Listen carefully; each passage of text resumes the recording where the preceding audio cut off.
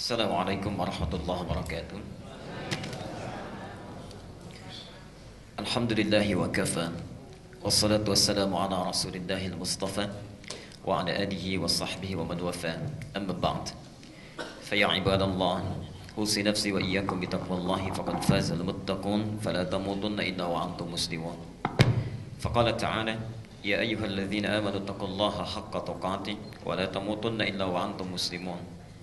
وقال يا أيها الناس اتقوا ربكم الذي خلقكم من نفس واحدة وخلق منها زوجها وبث منهما رجالا كثيرا ونساء واتقوا الله الذي تساءلون به والأرحام إن الله كان عليكم رقيبا. Bapak dan Ibu sekalian, saudara-saudariku rahimani wa rahimakumullah, semoga Allah selalu mencurahkan rahmatnya dalam kehidupan kita semuanya. Mari kita bersyukur kepada Allah Subhanahu wa taala mengawali ta'lim duha kita di pagi ini, bahwa Allah masih memberikan banyak nikmat kepada kita sampai dengan duha ini, dan di antara nikmat yang terbesar adalah dipilihnya kita semua, dihadirkan, dirangkul, ditempatkan di rumah Allah langsung untuk bisa mengikuti ta'lim, mendekat kepada Allah melalui pendalaman sebagian dari tuntunan agamanya. Semoga dengan nikmat ini kita digolongkan kepada apa yang disebutkan oleh Nabi SAW dalam hadisnya, tercantum langsung di dua kitab sahih. Yang pertama di Sahih Al-Bukhari nomor hadis ke-71, dan yang kedua di Sahih Muslim nomor hadis 1035. Jadi saking pentingnya hadis ini sebagai motivasi kepada para penuntut ilmu, ini baru pemulaan saja, baru pengantarnya. Jadi kalau Anda sudah datang, ini yang didapatkan, ya. Kalau sudah belajar, ada kemuliaan yang lainnya. Mari kita bacakan hadisnya. Ini dari hadis riwayat Muawiyah bin Abi Sufyan radhiyallahu anhuma. An Muawiyah ibni Abi Sufyan radhiyallahu anhuma. Hadis ini disampaikan dari sahabat, yarhamukallah, Abu Muawiyah bin Abi Sufyan, yarhamukallah, semoga Allah memberikan ridha kepada keduanya. Qala, ya, Muawiyah kemudian menyampaikan, berkata, sami'tu an-nabiyya sallallahu alaihi wasallam yaqul, saya pernah mendengar satu kali Nabi SAW pernah bersabda. Perhatikan kalimatnya. Man yuridillahu bihi khaira yufaqqihhu fid din. Man yuridillahu bihi khaira. Siapapun, kalau ada kata man di dalam bahasa Arab, itu artinya umumnya menunjuk kepada orang, makhluk tanpa batasan. Jadi mau orang tua ataupun yang remaja, mau yang besar ataupun yang kecil, mau yang sepuh ataupun yang masih muda, siapapun. Man yuridillahu bihi khaira. Siapapun yang diinginkan oleh Allah berubah menjadi orang yang baik. Jadi misalnya kalau ada orang dalam pandangan Allah, pemuda yang belum baik, Allah inginkan dia jadi baik. Orang tua yang belum baik di akhir masa hidupnya, Allah inginkan dia berubah menjadi baik dalam pandangan Allah, ya. Anak-anak yang belum baik, Allah inginkan dia menjadi orang yang baik dalam pandangan Allah, bukan dalam pandangan manusia.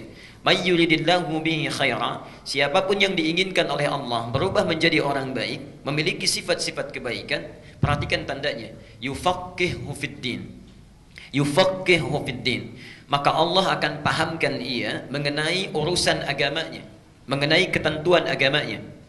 Kata para ulama hadis, yang dimaksud dengan yufaqqihhu fid din di dalam hadis ini, dia akan diberikan bimbingan oleh Allah, mau belajar tentang agamanya, sehingga mengerti dan paham tentang perintah dan larangan Allah, al-amru wan nahi. Dia tahu apa yang benar, apa yang salah. Dia mengerti apa yang harus dikerjakan, apa yang mesti ditinggalkan.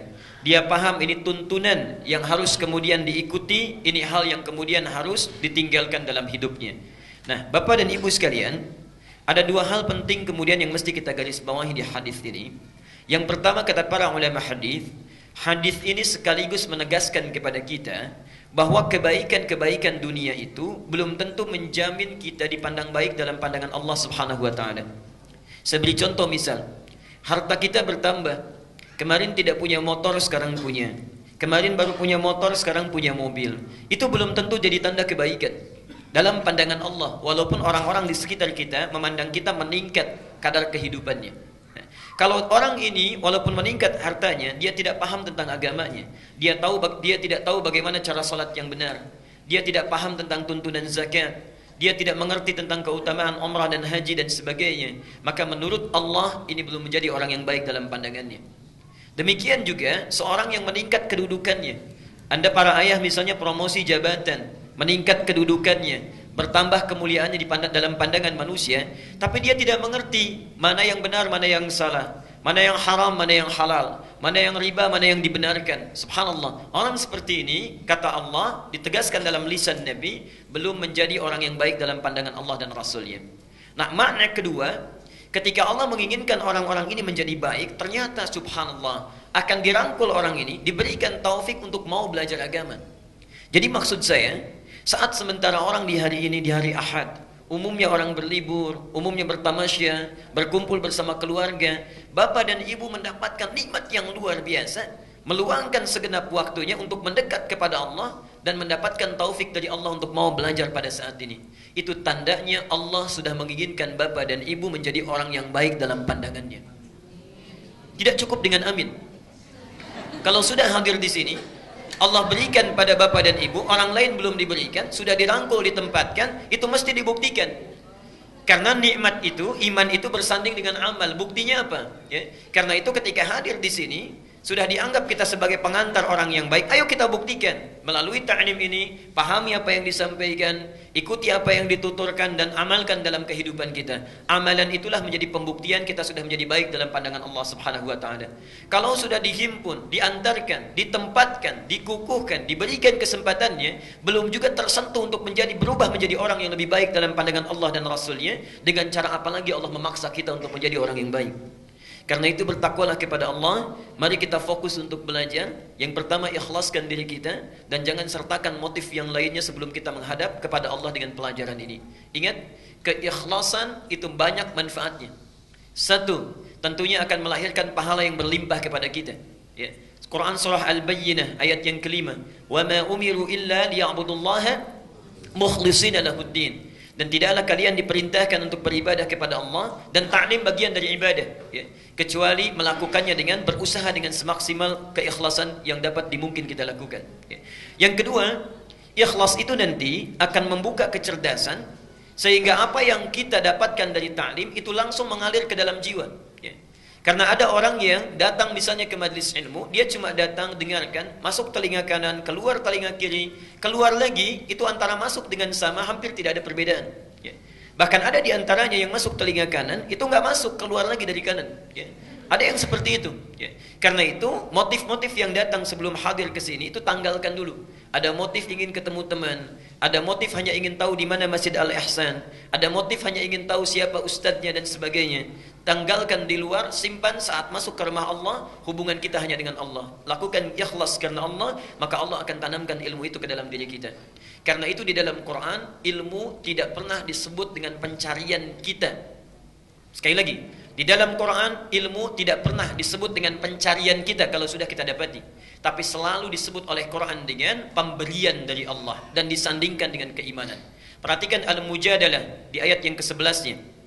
Ya ayyuhalladzina amanu idza qila lakum tafassahu fil majalisi fafsahu yafsahillahu lakum wa idza qila anshuzu fansuzu yarfa'illahu alladzina amanu minkum walladzina utul ilma. Bahasa Qur'annya utul ilma. Utu itu yang diberi. Bukan kita yang mendapatkan, tapi yang diberikan. Dan Allah kenapa mengawali ayat ini dengan iman? Hanya akan memberikan ilmu yang bermanfaat itu kepada orang-orang yang beriman dan ditunjukkan dengan kualitas keikhlasannya. Mudah-mudahan Allah memberikan taufik kepada kita untuk mengawali kajian di pagi ini sehingga bisa disampaikan dengan mudah, ada manfaat dan bisa kita praktekkan dalam kehidupan kita. Bapak dan Ibu sekalian, materi terbaik yang bisa kita bahas setelah membahas Al-Quran adalah tuntunan hidup sesuai dengan sunnah Nabi SAW. Karena itu yang diperintahkan oleh Al-Quran. Quran surah ke-59 Al-Hashr ayat ke-7. Sudah? Quran surah ke-59 Al-Hashr ayat ke-7. Perhatikan dalilnya. Jadi kalau antum ditanya mengaji apa di pekan keempat, tuntunan sunnah Nabi, apa dalilnya? Ada enggak petunjuknya di Quran? Dalilnya di antaranya Quran surah ke-59 Al-Hashr ayat ke-7. Wa ma atakum rasulu fakhudhuhu wa ma nahakum anhu fantahu. Okay. Alhamdulillah. Dan apapun yang disampaikan oleh Rasulullah SAW itu sebagai petunjuk kehidupan, maka ambil dan terapkan. Ya. Fakhudhuhu, pegang kuat. Ya. Khudhu itu artinya bukan sekedar diambil, tapi pegang kuat. Dipegang kuat, praktekkan dalam kehidupan. Itu bukan sekedar petunjuk solat, bagaimana solatnya seperti Nabi, ya. Zakatnya seperti Nabi, haji umrahnya seperti Nabi. Tapi dari setiap bangun, mulai dari tidurnya sampai tidur kembali, bagaimana supaya kita bisa menjalaninya seperti Nabi SAW mencontohkannya. Ya. Bangun dari tidur, bagaimana Nabi mengajarkannya. Saat kita kemudian berangkat, masuk kamar mandi, ke toilet, bagaimana Nabi mencontohkannya. Saat makan, bagaimana Nabi mencontohkannya. Wa ma atakum rasulu fakhudhuhu. Apapun yang disampaikan oleh Rasulullah, maka ambil dengan kuat dan terapkan dalam kehidupan kita. Wa manahakum anhu fantahu. Sedangkan apa yang dilarang oleh Rasulullah SAW, maka tinggalkan dan jangan terfikirkan untuk dikerjakan. Orang-orang yang seperti ini, maka akan diangkat derajatnya oleh Allah, bukan orang biasa, tapi langsung disebut oleh Al-Quran orang-orang yang dicintai oleh Allah Subhanahu Wa Taala. Ya. Jadi bedanya orang yang cuma belajar pelajaran biasa dengan belajar sunnah Nabi. Jadi apapun yang dilakukan Nabi, saya ikuti. Bagaimana Nabi makan, saya ikuti. Nabi berjalan, saya ikuti. Ya, Subhanallah.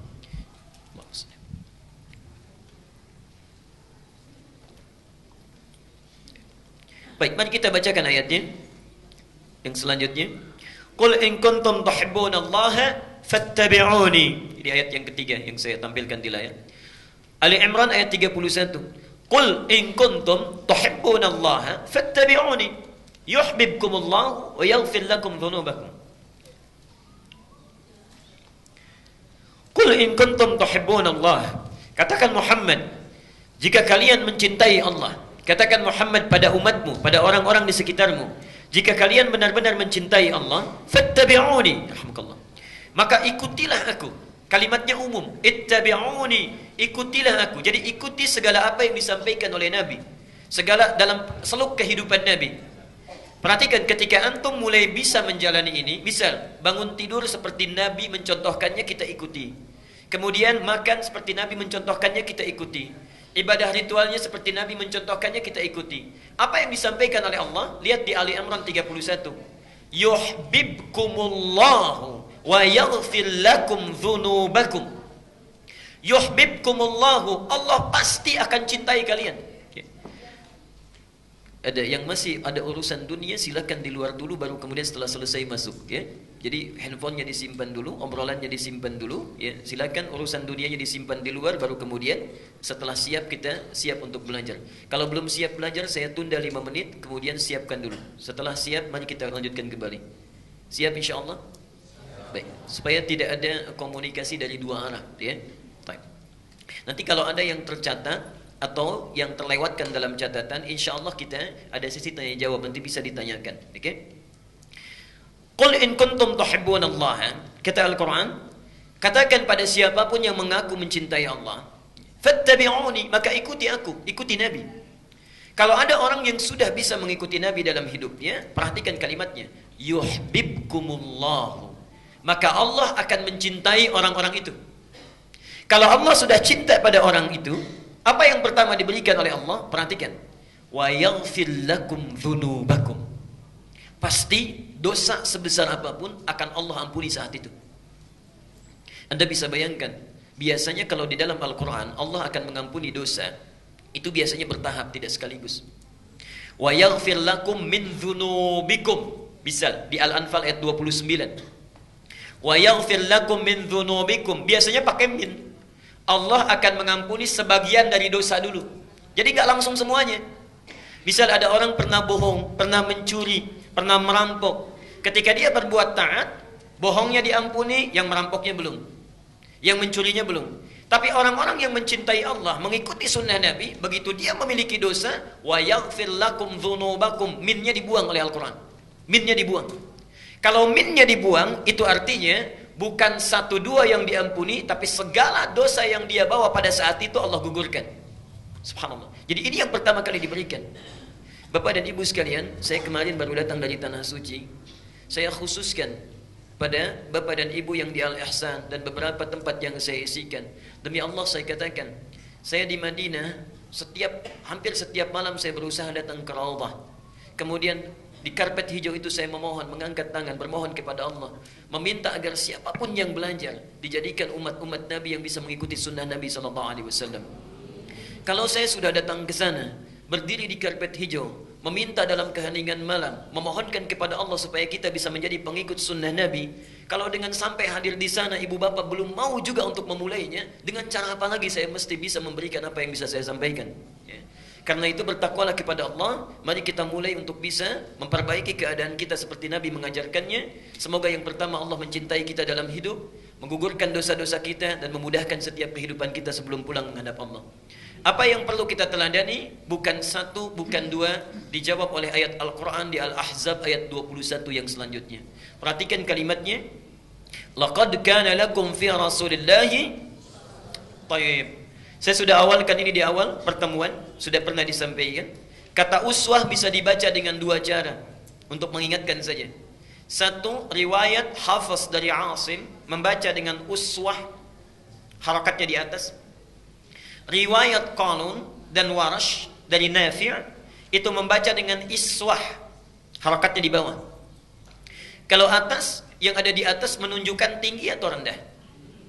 Tinggi. Kalau di bawah? Rendah, kecil atau besar? Lihat hikmahnya. Kenapa ayat ini bisa dibaca dengan dua cara, bawah dan atas, ingin menunjukkan pesan bahwa segala yang melekat pada diri Rasulullah SAW, jangankan yang tinggi-tinggi sifat solatnya yang tahajud sampai bengkak-bengkak kakinya, yang bacaannya itu tidak kurang dari 4 surah, Al-Baqarah, Ali Imran, kemudian An-Nisa dan Al-Maidah. Jangankan yang tinggi-tinggi, yang kecil-kecilnya pun bisa diteladani. Senyumnya, jalannya, cara menolehnya, cara bicaranya. Jadi kita akan mencoba membahas dari mulai bangun tidurnya sampai beliau tidur kembali, apa yang dilakukan oleh Nabi SAW dari yang kecilnya sampai dengan yang besar-besarnya. Semoga dengan itu kita bisa mengikuti tuntunan Al-Quran dan bisa mendapatkan apa yang telah disebutkan oleh jaminannya dalam Al-Quran dan Sunnah Nabi SAW. Kita evaluasi dulu. Biasa setiap pekan kita bertemu setiap bulan. Sebelum mulai materi yang baru, coba tanyakan pada diri kita masing-masing tanpa perlu menunjuk orang lain. Sampai hari ini, berapa persen yang sudah kita amalkan dari kajian kita? Yang pertama, masih ingat amalan saat bangun tidur? Ya. Kalau yang belum mengamalkan, kita ingatkan kembali. Satu, tidak langsung bangun tapi duduk dulu. Ini sunnah Nabi-nya. Kemudian yang kedua, mengusap mata bekas ngantuknya. Baru setelah itu membaca doa bangun tidur. Masih ingat doanya? Alhamdulillahilladzi ahyana ba'dama amatana. Paham artinya? Baik. Jadi bukan hanya diucapkan, tapi ketika mengucapkan ada komitmen dalam diri kita. Coba diputar lagi kajian yang di awal-awal. Ketika mengucapkan Alhamdulillah, itu artinya syukur kita diberikan kesempatan untuk memperbaiki yang kurang-kurang yang kemarin terlewatkan. Karena itu setelah sholat astaghfirullah, bangun tidur Alhamdulillah. Karena kemarin mungkin ada dosa yang belum sempat diselesaikan. Salah pada kawan yang belum minta maaf, utang yang belum dilunasi. Allah kasih kesempatan lagi sekarang untuk hidup. Kalau sudah diberi kesempatan masih berbuat salah juga, dengan cara apa lagi mesti diberi kesempatan? Karena itu kita bersyukur saat mulai bangun. Alhamdulillahilladzi ahyana. Ya Allah, saya syukuri segala nikmat ini. Engkau hidupkan kembali saya setelah Engkau wafatkan sementara. Berjanji kita, ba'dama amatana wa ilaihin nusyur. Kalimatnya pakai nusyur. Nusyur itu artinya beraktivitas, bersiap-siap untuk kembali pulang. Kembali pulang, terhimpun kembali kepada Allah. Artinya kita berkomitmen ketika mengatakan doa itu seakan-akan mengatakan, ya Allah terima kasih diberi kesempatan lagi hidup. Saya akan perbaiki kualitas kehidupan saya hari ini berbeda dengan yang kemarin. Kalau yang kemarin sholat fardu saya para ayah baru sekali berjamaah di masjid, hari ini 5 kali saya tunaikan di masjid. Kalau kemarin belum sempat dengan sunnahnya, sekarang saya kerjakan sunnahnya. Kemarin belum tahajud, sekarang saya akan tahajud. Itu janji kita. Wa ilaihin nusyur. Mudah-mudahan kalau hari ini diwafatkan, kembali kepada Allah dalam keadaan yang lebih baik dibandingkan dengan hari kemarin. Jadi ketika antum membaca doa itu sudah ada komitmen. Artinya kalau orang bangun tidur baca doa ini, tapi ternyata lisannya menyakiti orang lain, bohongnya muncul kembali, pekerjaan yang buruknya hadir lagi, itu artinya belum komitmen dengan apa yang dia ucapkan. Yang seperti ini masuk pada golongan orang-orang yang belum mensyukuri nikmat kehidupan yang Allah berikan. Bertakwalah kepada Allah dengan apa yang telah kita ucapkan. Kemudian yang terakhir, kalau saya sudah siap dengan komitmen itu, apa yang harus dilakukan? Diberikan tuntunan di 10 ayat terakhir di surah Ali Imran. 10 ayat terakhir di surah Ali Imran. Sudah hafal insyaallah? Alhamdulillah. Baik ya. Insyaallah ya, ada yang siap, ada yang senyum, ada yang tertawa. Ini artinya indikasi yang beraneka ragam insyaallah. Baik. Dalilnya tentunya yang lebih lengkap ada di Abu Dawud nomor hadis 1367, ini dari Ibnu Abbas. Kalau ini sudah dilakukan selesai, kemudian kita bangkit, lalu amalan selanjutnya mencuci kedua telapak tangan kita, kemudian bersiwak atau menggosok gigi, kemudian berwudu, menyempurnakan wudu, bersiap menunaikan tahajud. Ingat, yang ikut kajian sunnah Nabi ini artinya orang-orang yang sudah berkomitmen memperbaiki keadaan diri. Artinya dengan kata lain, sudah siap mengikuti segala yang Nabi tunjukkan sesuai dengan kadar kemampuannya. Kalau dalam materi ini ada materi tahajud, artinya sudah punya rencana, besok saya mesti tahajud. Begini sifat Nabi tahajudnya. Ya. Kemudian bangun, cuci kedua telapak tangannya, kemudian menggosok gigi, berwudu dengan sempurna. Bagi yang melakukan hubungan suami istri, bermandi janabah dulu, kemudian sebelum menghadap Allah dalam tahajudnya. Hadisnya telah saya terangkan. Baik, kemudian apa keutamaan solat tahajud? Ini juga sudah dibahas ya. Jadi kalau bisa bangunnya, itu bukan bangunnya saat fajar. Yang bangun saat dipanggil solat fajar itu yang belum ikut kajian sunnah Nabi. Ya. Yang belum ikut kajian sunnah Nabi itu dibangun saat dipanggil saat fajar. Misal azannya subuh 4.25. Yang belum ikut kajian sunnah Nabawi 4.25 dipanggil, saat itu dia bangun. Yang ikut kajian sunnah Nabi sebelum dipanggil sudah bangun.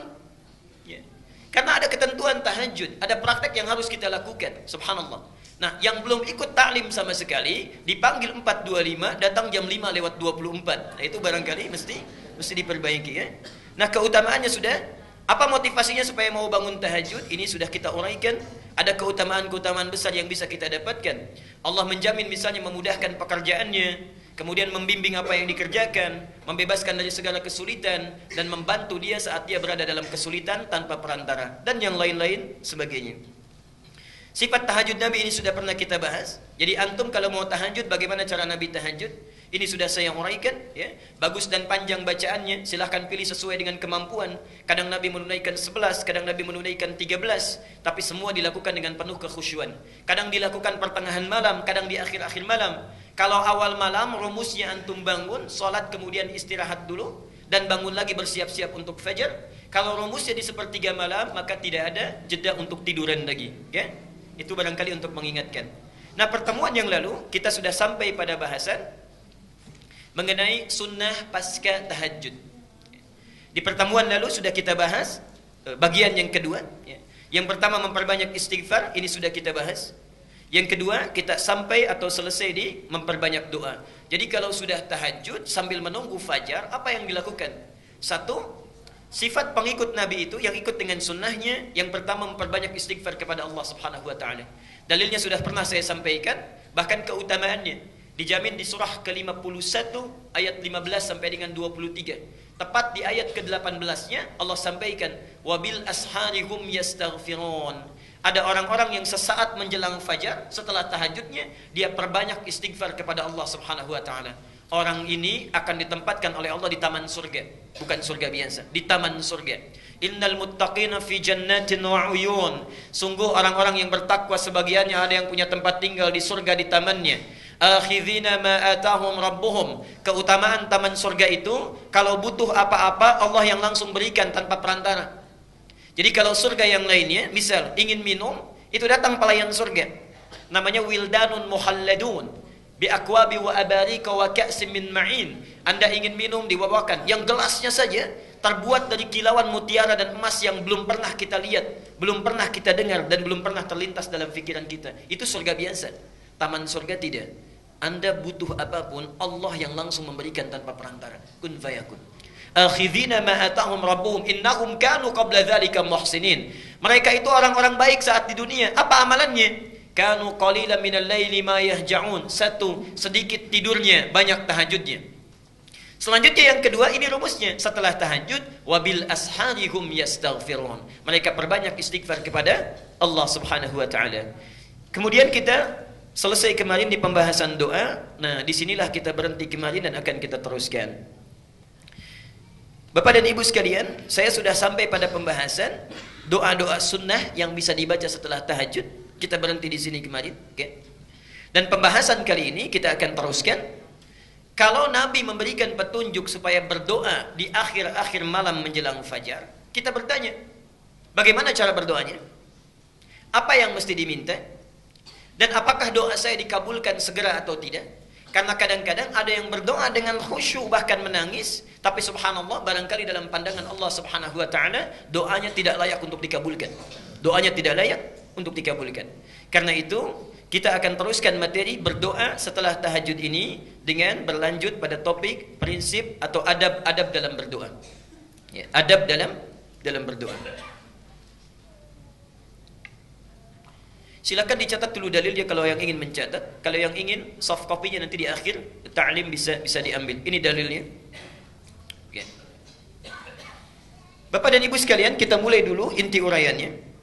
Kita mulai dengan pengantar dulu prinsip doa. Al-Baqarah 186, Al-Mu'min atau Ghafir surah ke-40 ayat 60. Gak apa-apa, nanti saya putar kembali Bu ya, supaya lebih kejelasan. Saya akan tuliskan.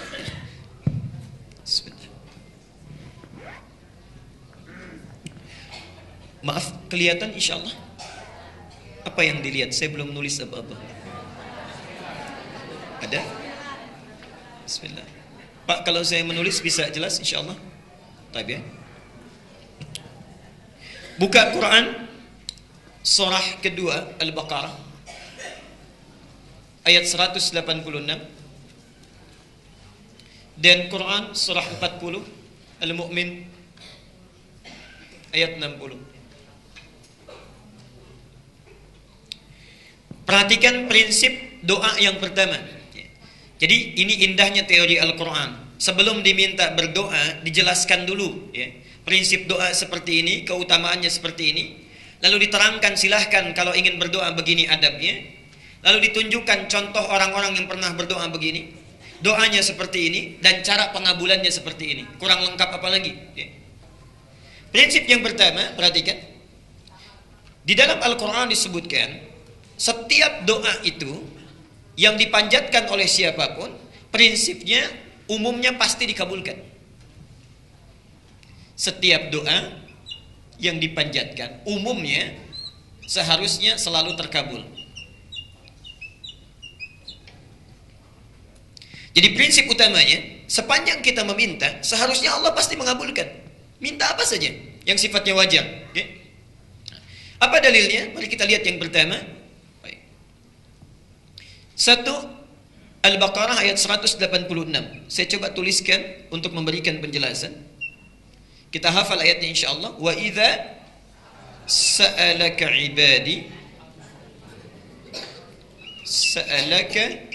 ibadi anni fa inni qarib. Alhamdulillah.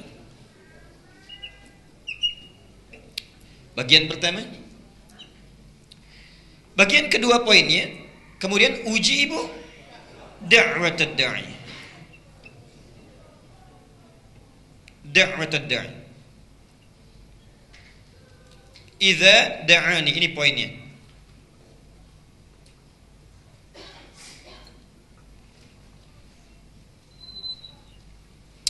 Perhatikan sebentarnya. Lalu kita bandingkan dengan di Al-Mu'min atau Ghafir ayat ke-60. Di sini menggunakan kata ujibu, di surat Ghafir menggunakan, perhatikan. Wa qala rabbukum ud'uni astajib lakum. Astajib.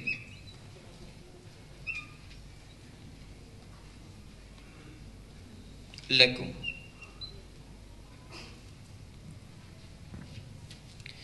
Lihat sini perbedaannya, saya tafsirkan pelan-pelan bagaimana indahnya Allah menguraikan kecenderungan manusia dan jawaban dari doa.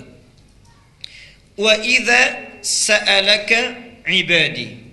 Kalau kita sekedar melihat mushaf terjemahan, maka seringkali diartikan dan bila hamba-hambaku bertanya kepadamu Muhammad, demikian ya terjemahannya. Nah, sekarang perhatikan ya. Untuk mengungkapkan kata bertanya,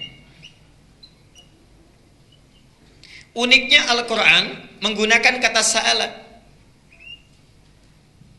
Baik ya? Sa'ala. Sa'ala itu di Quran termasuk di dalam bahasa Arab, dalam ilmu bahasa Arab, ternyata tidak hanya mengandung satu arti, bukan sekedar bertanya.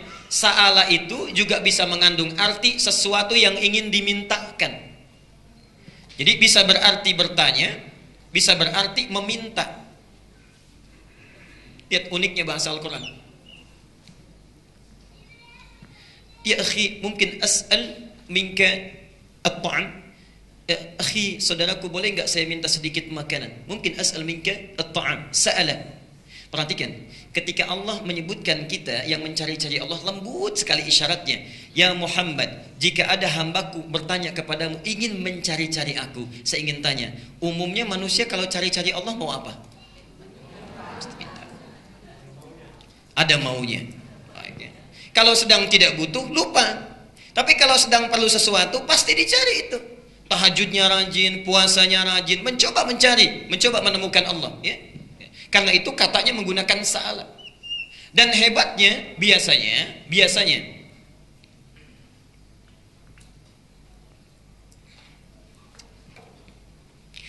di dalam Al-Quran, kata permintaan ini sekaligus pertanyaan, itu tidak pernah pakai idza. Tidak pernah pakai idza, ya. Subhanallah. Biasanya langsung menggunakan fi'il mudhari. Contoh, Al-Baqarah 219. Yas'alunaka 'anil khamri wal maisir. Pakai iya, yas'alunaka. Al-Baqarah 215. Wa yas'alunaka madza yunfiqun, ya, menggunakan ya. Uniknya di sini menggunakan fi'il madhi, bentuknya past tense, lampau, didahului oleh idza. Kalau idza bertemu dengan fi'il madhi, kata yang menunjuk lampau, ini artinya peristiwa ini pernah terjadi di masa lampau dan akan terjadi di masa yang akan datang. Ini menunjukkan pesan kepada kita, orang yang mencari-cari Allah untuk minta itu, kebutuhan berdoa itu bukan hanya dibutuhkan oleh orang-orang sekarang, dulu pun orang melakukannya, dan sampai kapanpun orang pasti butuh dengan Allah. Jadi tidak akan mungkin ada orang yang tidak punya kebutuhan dengan Allah. Di dalam hidup ini, dua kalimat ini memberikan kesan kepada kita, tidak ada orang yang tidak pernah berdoa kepada Allah. Orang kuat pun pasti minta pada Allah. Orang kaya pun pasti masih minta pada Allah. Jadi dua kata ini ingin memberikan kesan, setiap orang yang hidup, satu hal dalam kesempatannya pasti dia akan berdoa kepada Allah Subhanahu wa taala. Karena itu Allah sangat marah bila ada seseorang yang tidak mau berdoa kepadanya. Innal ladzina yastakbiruna an ibadati. Sungguh orang yang sombong yang tidak mau berdoa kepada saya itu akan saya sediakan neraka spesial untuk tempat dia pulang, Jahannam. Oke. Saya teruskan sebentar. Biar saya saja yang pegang, jangan ada yang maju ke depan ya.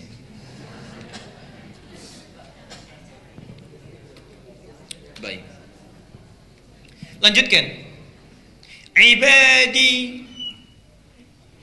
Ibad itu jamak dari kata abdun.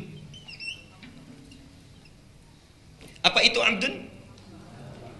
Kalau disebutkan hamba, yang terbayang, maaf, tinggi atau rendah? Rendah. Hebat atau biasa? Dalam pandangan makhluk, dalam pandangan Allah, ternyata abdun ini gelar tertinggi bagi hamba yang dicintai oleh Allah Subhanahu wa taala. Jadi saat Allah mencintai seseorang, ingin mengangkat derajatnya, itu gelar tertingginya bukan rasul, bukan nabi, tapi abdun. Manusia biasa ada disebut dengan insan. Kalau dipilih untuk dirinya disebut dengan nabi. Kalau diberi misi menyampaikan pada umatnya disebut dengan rasul. Tapi kalau sudah ingin diangkat derajatnya oleh Allah setinggi-tingginya, dirubah kalimatnya menjadi abdun. Karena itulah Rasulullah ketika diangkat untuk Mi'raj tidak dipanggil dengan nabi, tidak dipanggil dengan rasul, tapi dipanggil dengan kalimat tertinggi abdun. Quran surah 17 ayat yang pertama. Subhanalladzi asra bi abdihi, bukan bi rasulihi, bukan bi nabiyhi, tapi yang dipilih bi abdihi. Karena Allah selalu akan mengangkat orang yang merendahkan diri di hadapan Allah, orang yang bersujud di hadapan Allah, dan dia merendahkan dirinya di hadapan Allah saat orang lain memuji-mujinya. Itulah abdun. Nah, jamaknya itu ibad. Subhanallah. Orang yang sekalipun dia dalam hidupnya, mohon maaf ya, ada kemapanan dalam hal yang dia rasakan, tapi masih mau mendekat kepada Allah, orang ini langsung disebut oleh Allah sebagai ibad. Artinya, ciri-ciri orang yang dicintai oleh Allah diantaranya adalah orang yang banyak memohon kepada Allah Subhanahu wa ta'ala. Jadi saat antum bangun dari tahajud, selesai menunaikannya, kemudian berusaha berdoa kepada Allah, meminta kepada Allah, maka kita masuk pada kategori ibadi. Masih ingat di hadis yang kemarin? Orang yang bangun di sepertiga malam, ada hadis qudsinya. Kemudian dia memohon kepada Allah. Apa jawaban Allah? Allah kemudian membentangkan rahmat-Nya ke langit dunia. Kemudian mengatakan kepada hambanya, ya ibadi. Panggilannya bukan panggilan amanu lagi, bukan mukminun lagi. Ya ibadi, wahai hambaku, apa yang kamu minta? Ingin rahmat sekarang aku berikan, berdoa aku kabulkan, ingin ampunan sekarang aku ampuni. Ya ibadi. Ini yang pertama. Jadi seseorang yang biasa berdoa itu adalah ciri di antara orang yang sangat dicintai oleh Allah. Jadi kalau antum dalam hidup itu bisa diukur, coba lihat sehari berapa kali berdoa. Sehari berapa kali berdoa, ya? Bagaimana kualitas berdoa kita? Kalau kita berdoa dengan khusyuk dalam keadaan yang baik, maka termasuk dalam golongan orang yang dicintai oleh Allah Subhanahu wa taala, insyaallah. Saya lanjutkan. Perhatikan sini. Wa idza sa'alaka 'ibadi 'anni, Muhammad, apabila ada hamba-hambaku mencari aku untuk meminta sesuatu, fa inni qarib, maka ini subhanallah. Ini yang hebat, ini yang hebat. Biasanya di Quran kalau sudah ada sa'ala itu selalu dengan kul pasangannya. Sudah ada sa'ala selalu kul. Perhatikan, misal saya beri dua contoh yang tadi ayatnya. Al-Baqarah 215. Yas'alunaka madza yunfiqun. Qul ma anfaqtum min khairin. Setelah yas'alunaka ada qul, katakan. Al-Baqarah 215. 4 ayat setelahnya Al-Baqarah 219. Yas'alunaka 'anil khamri wal maisir. Apa setelahnya? Qul fihima ismun kabir wa manafi'u linnas. Yas'alunaka 'an dzil qarnain. Qul, selalu qul, setelahnya qul. Jadi kalau orang tanya tentang hukum, ada perintah ayat, katakan Muhammad. Tanya lagi tentang hukum, katakan Muhammad. Tanya tentang kisah tarikh, katakan Muhammad. Jadi ada batas, ada jeda antara yang ditanyakan dengan jawaban, kul. Tapi orang yang mencari Allah, kulnya langsung dihilangkan. Orang-orang yang ingin mendekat kepada Allah, minta apapun, saat dia bersungguh-sungguh mencari mendekat kepada Allah, maka kata kulnya dihilangkan, diganti dengan kata fa, dengan huruf fa. Kalau mau konsisten kalimat normalnya fakul inni qarib, tapi kulnya dibuang, diganti dengan fa. Saat kul ini dibuang, seakan-akan ingin memberikan isyarat kalau ada orang yang ingin mendekat kepada Allah, tanpa jarak Allah mendekat kepadanya. Tanpa jarak, langsung dirangkul oleh Allah. Dan hebatnya tidak cukup menghilangkan kata kulnya, diganti dengan fa. Fa itu dalam ilmu bahasa Arab harfu atfin bila hududin, huruf ataf yang menyertai sesuatu, merespon sesuatu tanpa ada batas sedikit pun. Kalau ayat Qurannya mengatakan wa inni qarib, wa artinya kita mencari Allah tapi ada jeda Allah datangnya. Kalau pakai thumma, wa idza sa'alaka 'ibadi anni thumma inni qarib, artinya mintanya sekarang baru dilihat oleh Allah besok. Tapi ketika menggunakan kata fa, artinya minta saat ini, saat itu langsung Allah mendekat kepadanya. Tidak ada jeda sama sekali. Pernah dengar hadis qudsi, saat seorang hambaku mendekat kepadaku dengan merangkak, maka aku mendekat kepadanya dengan berjalan. Dia berjalan, aku berlari. Apa artinya? Fa inni qarib.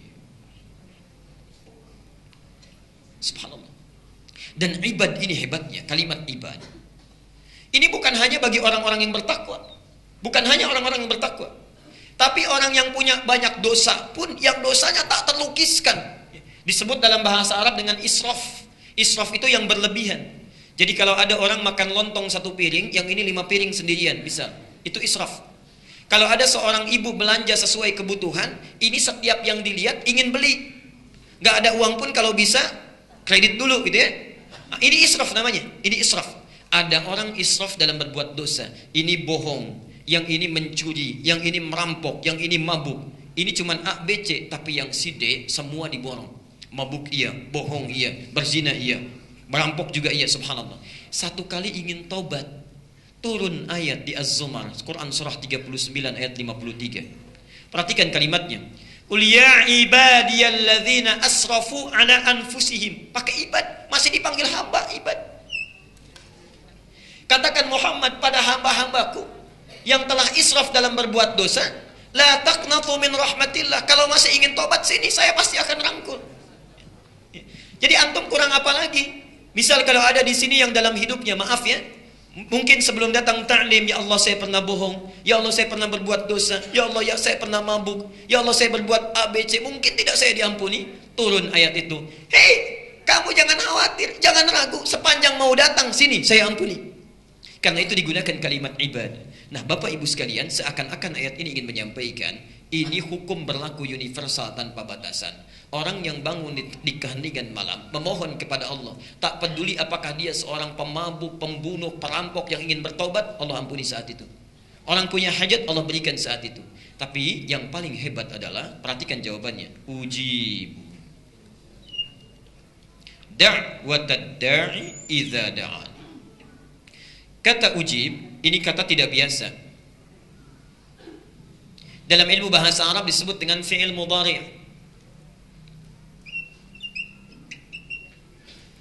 Mudhari' itu artinya punya 3 makna. Kalau dalam bahasa Inggris, satu bisa berarti past tense, bisa continuous, okay, dan future. Dulu, sekarang sedang berlangsung, atau nanti kapanpun dilakukan, kapanpun dimintakan. Subhanallah, ketika kita meminta dijawab oleh Allah, ujib, seakan-akan ingin memberikan harapan. Kapanpun hambaku meminta, yang dulu-dulu sekarang mau minta, atau kapanpun dia minta keesokan hari sampai dia akan berpulang, pasti aku akan kabulkan. Ujib, aku akan jawab. Jadi sifat doa itu kalau dimintakan kapanpun pasti akan dijawab. Dan uniknya, di dalam surah Al-Mu'min atau Ghafir ayat ke-60 dirubah juga dengan kata astajib. Jadi ada yang ditampilkan dengan kata ujib, ada ditampilkan dengan kata astajib. Ini cara membacanya. 1, 2. 1 ujibu, 2 astajib. Panjang mana? Ujib atau astajib? Saya ulang. 1 ujib, 2 astajib. Panjang mana? 1 atau 2?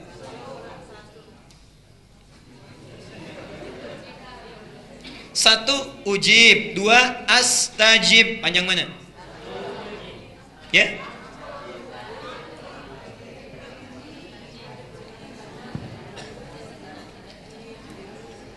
Baik.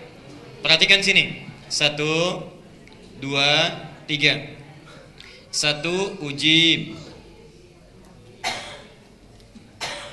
Yang kedua astajib.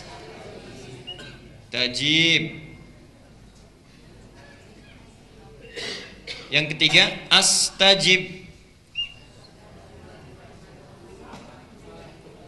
Saya belum tanya, jadi nggak usah dijawab dulu ya. Takutnya salah.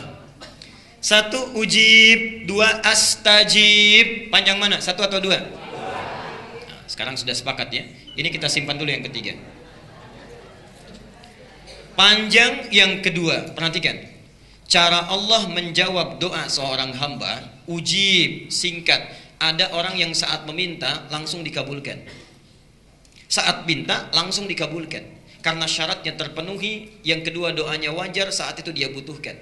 Tapi ada orang yang saat meminta, saat berlangsung doa belum dikabulkan. Karena menurut Allah barangkali belum siap dia untuk menerima apa yang dimintakan. Mungkin nanti seminggu kemudian setelah siap baru diberikan. Ibu bapak punya anak SD baru kelas 6, minta motor, dikasih tidak? Belum tentu dikasih. Setelah dia SMA kelas 1 dikasih.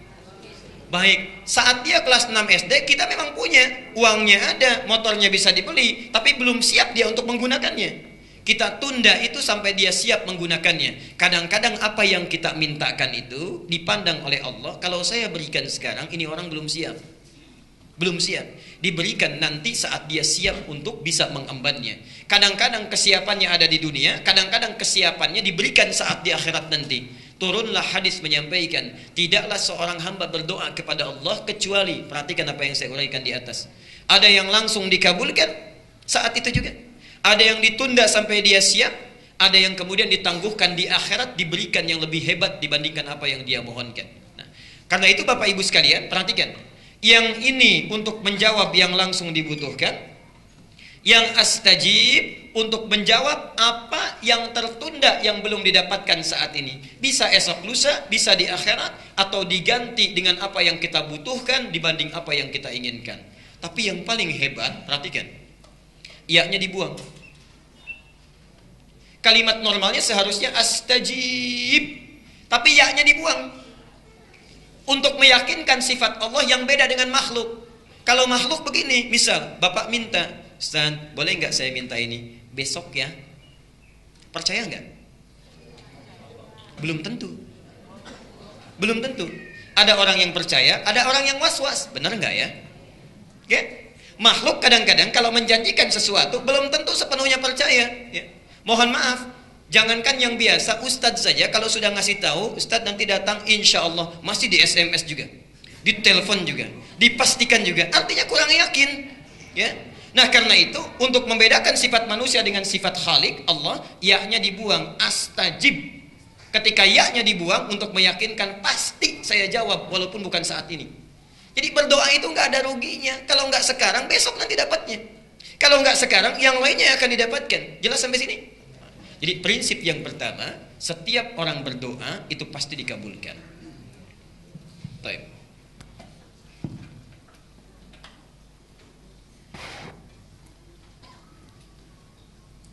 Ini dalilnya. Jadi bisa kita temukan di berbagai tempat. Al-Baqarah 186 di Qur'annya. Surat Ghafir ayat 60. Hadis At-Tirmidzi nomor hadis 3556. Ini hebat sekali. Bahkan di hadisnya disebutkan Allah itu sangat maha pemalu. Ada orang yang mengangkat tangannya kemudian bermohon, tidak mungkin dia dibiarkan pulang dengan tangan kosong. Artinya setiap berdoa pasti diberikan. Ya. Ada lagi hadis yang mengatakan di Muslim nomor hadis 4916.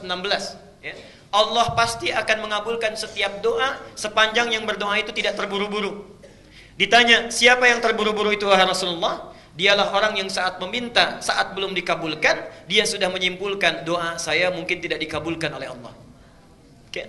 Nah, jadi semua hadis ini, semua ayat ini memberikan gambaran prinsip doa kalau diminta pasti dikabulkan, dijawab. Pertanyaannya, kenapa Ustadz saya selalu berdoa tapi rasa-rasanya nggak terkabul? Kenapa saya selalu meminta tapi kok ditundanya begitu lama? Mintanya sudah bertahun-tahun tertentu, memohonnya sudah lama, tapi sampai sekarang belum terkabulkan juga. Barangkali, mohon maaf, kita akan termasuk dalam golongan yang mungkin bukan sekedar ditunda dengan panjang, tapi boleh jadi termasuk yang ditolak doanya. Karena prinsip doa itu seharusnya terkabul, tapi ada orang-orang tertentu yang tatkala meminta, Allah tidak akan mengabulkannya sepanjang hidupnya. Kalau dalam masih keadaan seperti itu. Siapa mereka? Bagaimana supaya kita menghindarinya? Dan hebatnya, mohon maaf, sekhusyuk-khusyuknya antum berdoa, meminta bahkan setelah tahajud, kalau memiliki sifat ini, bahasa hadisnya sampai kapanpun gak akan pernah dijawab. Jadi nanti kita akan evaluasi kalau ada di antara kita saat ini yang sering kali berdoa meminta padahal sudah menangis, bangun sholat tiap malam, boleh jadi belum terkabul atau tidak terkabul karena punya sifat-sifat yang mungkin kita akan tampilkan. Baik. Ini bagian yang pertama. Sudah? Catat dulu dalilnya karena saya tidak cantumkan di sini. Ya, saya tidak cantumkan. Satu. Dicatat dulu dalilnya supaya tidak lupa. Mau yang panjang, yang pendek? Yang pendek, yang ada terjemahan yang Arabnya aja. Terjemahan baik. Al-Arba'in An-Nawawiyah. Al-Arba'in ya, cuma 42 hadis dan pendek banyak terjemahannya. Al-Arba'in An-Nawawiyah nomor ke-10. Hadisnya nomor 10. Itu diambil dari hadis Muslim nomor hadis 1051. Jadi Imam An-Nawawi mengambil hadis di hadis Muslim nomor hadis 1051, ditempatkan di kitabnya Al-Arba'in posisi nomor 10. Sudah? Baik. Yang kedua, masih tadi Al-Baqarah 186. Quran surah 2 Al-Baqarah 186.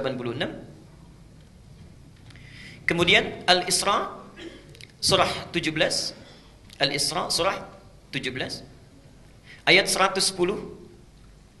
Ayat 110. Kemudian Adz-Dzariyat, Adz-Dzariyat ini contohnya Surah 51 ayat 55 sampai dengan 60 terakhirnya. 55 sampai dengan 60. Sudah? Baik. Nah, sekarang mari kita lihat dan kita evaluasi dan kemudian kita berhenti di titik ini. Bapak dan Ibu sekalian, di antara sunnah Nabi setelah kita tahajud, kemudian kita duduk khusyuk beristighfar, lalu memohonkan hajat kita kepada Allah Subhanahu wa taala yang ingin kita mohonkan. Nah, penting diketahui, sebelum kita memohon kepada Allah, ada sunnah Nabi yang lain terkait dengan adab-adab berdoa. Bagaimana supaya berdoa itu mudah sampai kepada Allah, cepat diterimanya dan langsung dikabulkannya. Baik. Bagian yang pertama, ini sunnah Nabi-nya. Hendaklah setiap orang yang berdoa mempersiapkan perangkat dirinya dengan halal dan baik. Saya ulang. Hendaknya setiap orang yang akan berdoa mempersiapkan perangkat dirinya. Perangkat diri itu berarti pakaiannya, ya. Kemudian apa yang dia kenakan, apa yang dia makan, ya, apa yang ada di sekitarnya. Jadi sebelum berdoa pastikan dulu itu halal, pastikan baik, ya. Jadi jangan sampai misalnya antum berdoa sudah menangis terseduh-seduh, disebut nama Allah Asmaul Husna, dipanjatkan di pertengahan malam, tapi pakaiannya haram, makanannya haram, yang dikenakannya haram, sajadahnya haram. Bagaimana bisa dijawab itu? Apa dalilnya? Hadis riwayat Muslim nomor hadis 1051 di Al-Arba'in nomor ke-10. Hadisnya dari Abu Hurairah. An Abi Hurairah radhiyallahu anhu qala. Hadis ini disampaikan dari Abu Hurairah, semoga Allah memberikan ridha kepadanya. Qala Rasulullah sallallahu alaihi wasallam, Rasulullah sallallahu alaihi wasallam pernah bersabda, "Innallaha thayyibun la yaqbalu illa thayyiban." Sungguh Allah itu maha baik, sifatnya baik, keadaannya baik. Karena Allah itu sifatnya baik, maka tidak akan pernah menerima apapun kecuali dari yang baik-baik. Jadi ingat, doa itu sangat suci, akan berlabuh di tempat yang suci. Allah yang maha suci tidak akan menerima doa itu yang berasal dari yang tidak suci. Jadi sebelum antum berdoa, sucikan dulu diri kita. Sucikan perangkat kita, apa yang kita kenakan, apa yang kita gunakan. Kemudian Nabi menyampaikan, wa innallaha amaral mu'minina bima amara bihil mursalin. Dan Allah memerintahkan kepada orang-orang yang beriman dalam hal berdoa seperti perintahnya kepada para rasul yang diutus. Kenapa doa disandingkan dengan iman? Ingin menunjukkan pesan bahwa satu, hanya orang yang punya keimanan yang kuat yang mau khusyuk berdoa kepada Allah. Artinya kalau antum dalam hidup tidak pernah berdoa, ada sesuatu yang salah dalam imannya. Dan yang terakhir, perhatikan, setelah membacakan dua ayat Quran, ada yang menarik. Thumma dzakara rajula. Kemudian mengisahkan tentang kisah seorang laki-laki. Yutilus safar. Dia menempuh perjalanan yang panjang. Di antara syarat diijabah doa dengan cepat, orang yang dalam keadaan safar. Karena itu saya sangat mohon sebesar-besarnya, kalau ada orang yang sedang safar, awas beda ya, antara safar dengan zahab itu lain. Kalau zahab itu perjalanan kurang lebih di bawah 82 km itu zahab. Jadi kalau Bapak Ibu menempuh perjalanan di bawah 82 km, 0 sampai 82, itu zahab namanya. Zahaba yadhhabu. Ana al-yawm adhhab ila Jami' al-Azhar. Saya hari ini akan pergi ke Masjid Al-Azhar. Dekat ya? Enggak sampai 80 kilo. Itu zahab. Tapi kalau lewat dari situ, apalagi panjang sekali, sudah zona waktunya berubah, itu disebut dengan safar. Safar. Orangnya disebut dengan musafir. Kalau orang sudah musafir, sudah safar, berlaku beberapa ketentuan hukum. Satu, boleh dia menjamak, bahkan boleh dia qasar. Lihat An-Nisa misalnya di ayat 101 disebutkan di sana, wa idza darabtum fil ardi falaysa 'alaikum junahun an taqsuru minas shalah. Kalau Anda bepergian di muka bumi dengan jarak yang cukup jauh, tidak ada dosa kalau ingin mengqasar salat. Yang kedua, ini yang paling hebat dan ini yang harus betul-betul kita renungkan dan praktekkan. Dalam keadaan safar itu, Allah akan cepat mendengar dan mengabulkan doa yang dipanjatkan. Jadi kalau Bapak Ibu sedang safar, daripada banyak membicarakan hal yang tidak perlu, lihat sana sini dikomentari, kadang-kadang menggosipkan orang lain, tinggalkan yang tidak penting. Kenapa tidak diisi dengan zikir dan doa? Barangkali cara Allah saking sayangnya kepada kita, orang lain doanya belum dikabulkan, ibu bapak dibuat safar, supaya saat safar itu Allah mengabulkan doa yang belum terkabul itu. Jadi kalau ada yang ingin sedang umrah, berangkat umrah, atau perjalanan dari sini ke Jawa, ke Sumatera dan sebagainya, saat di pesawat, di kereta, di bis, ayo perbanyak doa. Barangkali itulah cara Allah untuk mengabulkan doa kita. Ya, subhanallah. Itu bagian yang pertama. Nah, orang ini sudah memenuhi syarat yang pertama, doanya mesti terkabul, yutilus safar. Tidak cukup dengan itu. Asy'atha aghbara. Dan subhanallah, saking capeknya, sampai pakaiannya sudah kumal, wajahnya sudah berantakan penuh dengan debu. Jadi orang ini datang jauh-jauh untuk berdoa mendekat kepada Allah. Satu perjalanan yang dikabulkan, safarnya, doanya cepat dikabulkan oleh Allah adalah perjalanan yang diniatkan karena Allah Subhanahu wa taala. Tapi ada satu perjalanan hebat yang bukan safar, ya, walaupun dekat, tapi kalau kita berdoa saat itu dikabulkan doanya oleh Allah Subhanahu wa taala. Itulah perjalanan orang yang menuntut ilmu. Jadi saat Bapak Ibu berangkat dari rumahnya sampai ke majelis ilmu, sampai kembali lagi, itu subhanallah, malaikat sedang menanti kita mau minta apa itu sama Allah. Saat kita meminta, malaikat mengaminkannya. Hadisnya sahih di 3 hadis utama. Hadis Muslim nomor hadis 1389, At-Tirmidzi nomor hadis 2682, Ibnu Majah nomor hadis 219. Hadisnya dari Abu Darda. Ini ada orang yang jalan kaki dari Madinah datang ke Syam, ke Syria, Damaskus, ya. Sekarang Syria, Palestina, Jordania, Syria disebut dengan Syam, ya, dulu. Datang ke sana karena mendengar informasi ada sahabat Nabi Abu Darda, Umar nama aslinya, ya. Darda itu laki-laki perempuan. Tuh, kita sudah keliru. Laki-laki perempuan. Laki-laki tuh sudah keliru kan?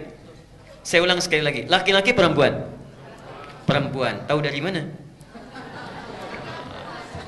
Pastikan dulu, kita lihat dulu sumbernya, ya.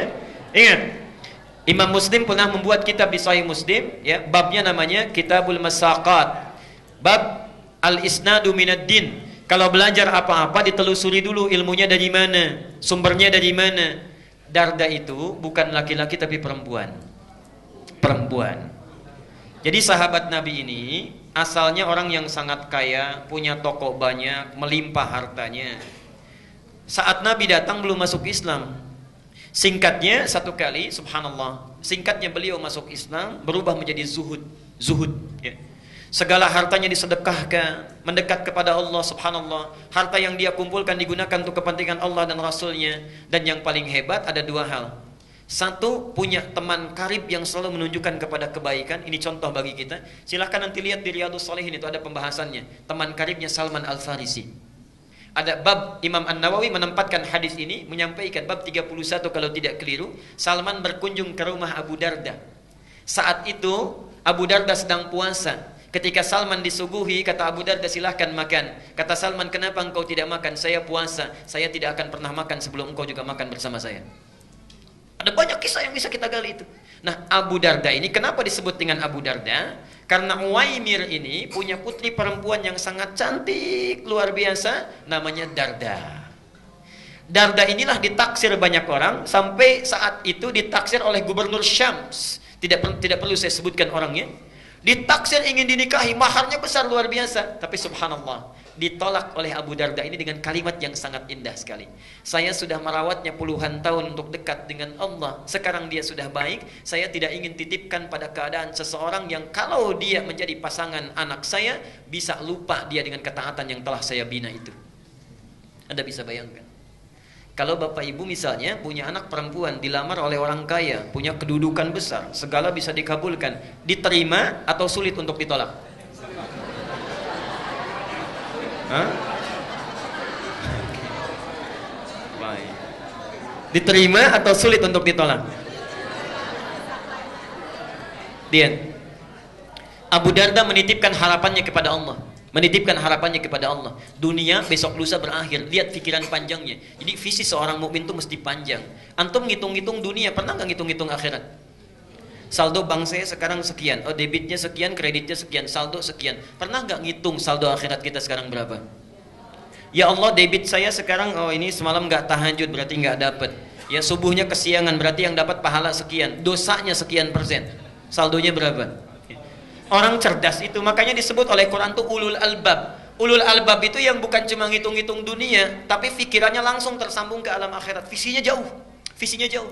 Abu Darda punya visi jauh. Sekarang kamu jadi gubernur, bagaimana kalau sudah menikah pimpinan berganti? Jauh visinya. Dititipkan kepada orang soleh, menikah dengan orang itu, lahirlah keturunan-keturunan yang soleh. Dan subhanallah, Bapak Ibu sekalian, Abu Darda hafal banyak hadis. Di antara hadisnya ada yang tidak diketahui oleh sahabat manapun. Orang ini datang dari Madinah, subhanallah, kota Nabi, berjalan kaki, Pak Bu, bayangkan. Tadinya naik unta, kemudian dijual untuk bekal, jalan kaki. Jarak Madinah ke Syria sekarang kurang lebih sehari semalam kalau pakai bis. Kalau jalan kaki kira-kira berapa lama? Jangan dulu dijawab, sudah pernah atau belum? Okay. Dan jangan bayangkan situasinya seperti sekarang. Subhanallah. Datang jalan kaki, sampai di sana bertemu Abu Darda, terlihat seperti orang kecapean, kelelahan dalam fisiknya, tapi wajahnya memancarkan senyuman. Orang ini, kata Abu Darda, ya akhil karim, a'indaka haja? Saudaraku, Anda punya keperluan apa katanya? Kata orang ini langsung singkat, padat, lugas, tegas. Uridul hadis. Saya pengen hadis. Saya dengar ada hadis yang pernah disampaikan oleh Anda, tidak dimiliki oleh sahabat yang lainnya. Uridul hadis. Saking bingungnya Abu Darda, jauh-jauh jalan kaki ke sini cuman pengen satu hadis. Kata Abu Darda ditanya, "A'indaka haja ukhra?" Apa Anda tidak punya kebutuhan yang lainnya? La, faqat uridul hadis. Tidak, saya cuman pengen hadis saja. Menjaga keikhlasannya, tidak melekatkan dengan motif yang lainnya. Uridul hadis. Subhanallah. Perhatikan, orang jalan kaki tidak ada fasilitas yang memadai untuk mendapatkan satu hadis saja ditempuh perjalanan. Untuk dapat satu hadis. Antum yang fasilitasnya banyak, yang punya sepeda, yang punya motor, masjidnya bahkan ada yang di samping rumahnya, saat ta'lim fasilitasnya bagus, direkam juga, ustadznya datang sendiri, masih nggak mau tersentuh untuk ta'lim. Dengan cara apa lagi? Dengan cara apa lagi mesti difasilitasi? Dan itu bukan 1-2 hadis, kadang-kadang satu pertemuan bisa 3-5 hadis. Ada muridnya Imam Malik datang. Saya ingin hadis katanya. Ditolak oleh Imam Malik, tidak. Nunggu di luar sampai bosan, kata Imam Malik pada yang bantu beliau, khadim beliau, cambuk dia katanya. Cambuk ini bukan marah, untuk menguji kira-kira masih bertahan enggak. Ketika dicambuk sampai 40 kali, dicambuk, Anda zalim kepada saya, kata orang ini. Saya sudah menjual apa yang saya punya. Jadi orang ini menjual apa yang dia miliki, kekayaannya dan sebagainya, hanya untuk menempuh perjalanan supaya belajar hadis pada Anda. Anda zalim pada saya. Baik ya. Kata Imam Malik, kalau begitu saya ingin balas kezaliman saya. Apa yang bisa saya lakukan? Berikan saya hadis sesuai dengan cambukan yang telah tadi diberikan. Jadi dicambuk 40 kali, minta 40 hadis. Begitu disampaikan 40 hadis oleh Imam Malik, kata orang ini, tolong cambuk saya lagi sebanyak-banyaknya, belum cukup hadisnya. Ada orang yang dicambuk sekedar untuk belajar. Antum tidak pernah dicambuk, dikasih fasilitasnya, bahkan hari Kamis dikasih takjilnya, dikasih buka puasanya, dikasih bukunya, dikenyangkan perutnya, ustadznya datang. Tadi ada pertanyaan, yang nggak puasa boleh buka nggak? Boleh. Gampang, di sini manhajnya sederhana. Yang nggak puasa buka, yang mau dimakan, yang puasa yang makannya. Singkat ya. Baik. Sekarang perhatikan. Jadi orang ini ketika datang langsung disampaikan hadisnya. Hadisnya tentang ta'lim. Ini yang hebat. Yang dalam perjalanan tidak mengenal jauh, dekat pun doanya dikabulkan. Man salaka tariqan yaltamisu fihi ilman, sahhalallahu lahu tariqan ilal jannah. Jangan baca sampai di sini, lihat yang di Ibnu Majah. Wa innal malaikata la tad'u ajnihataha ridan li talibil ilmi wa hatta al-hitana allati fil bihar. Orang yang menyiapkan dirinya menempuh satu perjalanan. Salaka itu mau dekat mau jauh saya tempuh. Jadi orang yang serius menyiapkan dirinya menempuh satu jalan, yaltamisu fihi ilman. Kalimat iltamasa itu bukan sekedar belajar, menyiapkan perangkatnya supaya bisa diraba, dicatat, dilihat. Perhatikan. Sahhalallahu lahu tariqan ilal jannah. Balasan pertama, Allah akan mudahkan langkahnya menuju surga karena ilmunya. Yang kedua, perhatikan. Wa innal malaikata, setiap dia akan berangkat, malaikat itu membentangkan sayapnya ridwan li talibil ilmi, memberikan ridha kepada para penuntut ilmu. Ridhanya malaikat itu punya 2 makna. Satu, memohonkan ampunan, al-istighfaru lahu, dan yang kedua, mengaminkan doa setiap yang dimohonkan oleh para penuntut ilmu. Jadi tolong pakai ini sunnahnya. Setiap berangkat dari rumah sampai sini, sampai pulang lagi, gunakan sunnahnya. Jangan cuma di jalan lihat pohon bagus, dikomentari bagus. Lihat rumah orang-orang yang bangun, kita yang komentar. Lihat orang jalan olahraga, kita bawakan, sampaikan pada teman. Duh, orang itu ya, jam segini olahraga, harusnya taklim. Udah ria tuh. Banyak yang dibawa. Kenapa kita tidak gunakan dengan zikir istighfar pada Allah? Perbanyak doa mendekat kepadanya. Subhanallah, itu ta'lim. Nah, orang tadi datang jauh-jauh, itu sudah cukup baginya doanya dikabulkan. Apalagi tujuannya ingin berdoa. Yang lebih hebat, yamuddu yadaihi ila sama, mengangkat tangannya ke langit begini. Tsumma qala, kemudian mengatakan, ya Rabb, ya Rabb, disebut Asmaul Husna. 3 syarat doa mestinya terkabul dengan cepat. Apa kata Nabi? Fa anna yustajabu lidzalik. Gimana doa kamu bisa dijawab? Famat'amu haramun wa mashrabu haramun wa malbasu haramun wa ghudhiya biharamin. Makanannya haram, minumannya haram, pakaian yang dikenakannya haram, dan perangkat kehidupannya berasal dari yang haram. Orang seperti ini, perhatikan kalimatnya. Yustajab itu bukan fi'il madhi tapi fi'il mudhari. Mudhari itu bentuknya past tense continuous future. Jadi orang ini kapanpun meminta, sesulit apapun, menangis darah apapun, gak akan pernah dijawab oleh Allah Subhanahu wa taala selama perangkat hidupnya itu haram. Karena itu bertakwalah kepada Allah. Kita berhenti dulu di bagian yang pertama ini. Jadi kalau antum ingin segera dikabulkan doa oleh Allah, maka coba lihat diri kita sebelum berdoa. Ada yang haram tinggalkan, yang kurang perbaiki, yang sudah bagus pertahankan dalam kehidupan. Saya berhenti dulu, barangkali kita akan dialog dulu. Saya perkenankan kalau ada yang ingin bertanya. Bagi yang menuliskan, silakan dituliskan, nanti bisa dikumpulkan di depan. Ya. Saya perkenankan. Silakan Pak.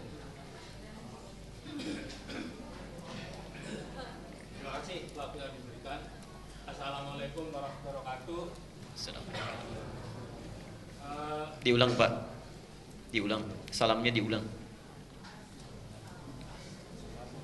Salamnya diulang. Assalamualaikum warahmatullahi wabarakatuh. Yang kedua itu yang pengen saya dengar. Kalau Bapak sunnah mengucapkan salam, tapi menjawabnya wajib. Saat Bapak mengucapkan salam, yang jawab cuma 1-2 orang. Padahal perintah Qur'annya jelas. An-Nisa 86. Wa idza huyyitum bi tahiyyatin fahayyu bi ahsana minha aw rudduha. Kalau diberikan penghormatan lewat salam, maka segera respon. Bahasanya pakai fa. Tadi kalau fa itu ada jeda atau tidak? Tidak ada. Jadi selesai diucapkan cepat jawab. Jangan dikasih jeda. Ngobrol dulu sebentar baru dijawab waalaikumsalam. Tidak. Jawab dengan serupanya atau yang lebih baik daripadanya. Silakan Pak. Saya ulang. Terima kasih waktu yang diberikan. Saya ingin bertanya, kalau anak yang baru lahir itu diharuskan untuk diakikahkan. Ada orang yang menyebutkan bahwa apabila anak itu tidak diakikahkan, maka doa anak itu kepada orang tuanya sampainya atau nyampainya itu lama. Oleh karena itu, meskipun sudah dewasa, sebaiknya anak tersebut diakikahkan. Demikian pertanyaan saya. Terima kasih. Baik. Ini bagus pertanyaannya. Apakah ada kaitan antara akikah dengan doa? Khususnya, apakah orang yang diakikahkan atau tidak diakikahkan? Apakah orang yang tidak diakikahkan doanya akan terhambat, dalam arti tidak dikabulkan oleh Allah Subhanahu wa taala? Ini tidak benar karena bertentangan dengan keterangan Al-Qur'an dan Sunnah. Satu, tidak ada dalilnya di Quran, tidak ada dalilnya di hadis, dan tidak ada kaitan khusus antara akikah dengan terkabulnya doa. Kalimatnya umum di sini, siapa saja, man itu siapapun yang meminta, ya, sepanjang yakin karena Allah, mau sudah diakikahkan, mau belum karena alasan-alasan yang wajar, kalau dia meminta dengan syarat-syarat ini terpenuhi, dikabulkan oleh Allah Subhanahu wa taala. Kaitan akikah bukan terkabul dengan doa. Kaitan akikah itu terkait dengan 2 hal utama. Satu, bentuk syukur kita kepada Allah Subhanahu wa taala. Jadi ketika Allah berikan karunia berupa anak yang akan dirawat sebagai amanah, kita bersyukur.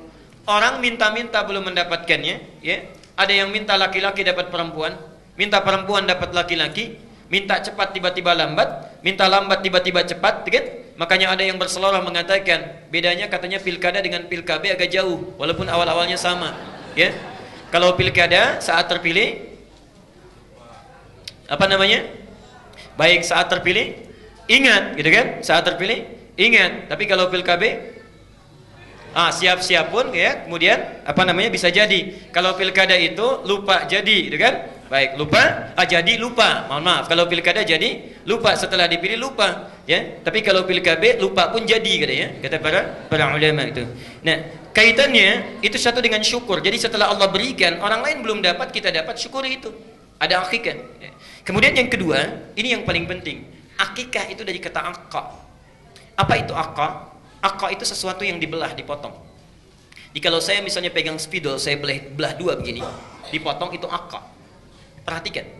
Sifat anak yang durhaka kepada kedua orang tuanya, ibunya mengandung 9 bulan, menyusui, merawat dan sebagainya, sudah besar durhaka. Itu dalam fikih akhlak, kedurhakaannya disebut dengan uququl walidain. Uquq itu terpotong kasih sayang kedua orang tua, seakan-akan perhatiannya dipatahkan di tengah jalan. Bukankah ibu merasa kecewa kalau ada anak durhaka? Setelah dirawat apa dan sebagainya, tiba-tiba anak itu luar biasa berperilaku buruknya. Tiba-tiba suka refleks, lisan berkata, aduh saya sudah mengandung kamu, saya sudah merawat kamu dan sebagainya. Seakan-akan jerit payah itu terpotong. Karena itu dalam fikih disebut uququl walidain. Nah, upaya untuk memotong sifat jelek ini supaya tidak tumbuh di kemudian hari, dalam bahasa fikih disebut dengan akikah. Jadi akikah itu kaitannya dengan dua hal. Satu syukur, yang kedua permohonan doa kepada Allah. Dengan ikhtiar ini memohon supaya sifat-sifat hewaninya itu dipotong lebih dini supaya tidak tumbuh dan mudah diarahkan di masa yang akan datang. Jelas ya? Saya bacakan dulu pertanyaan yang sudah masuk di meja.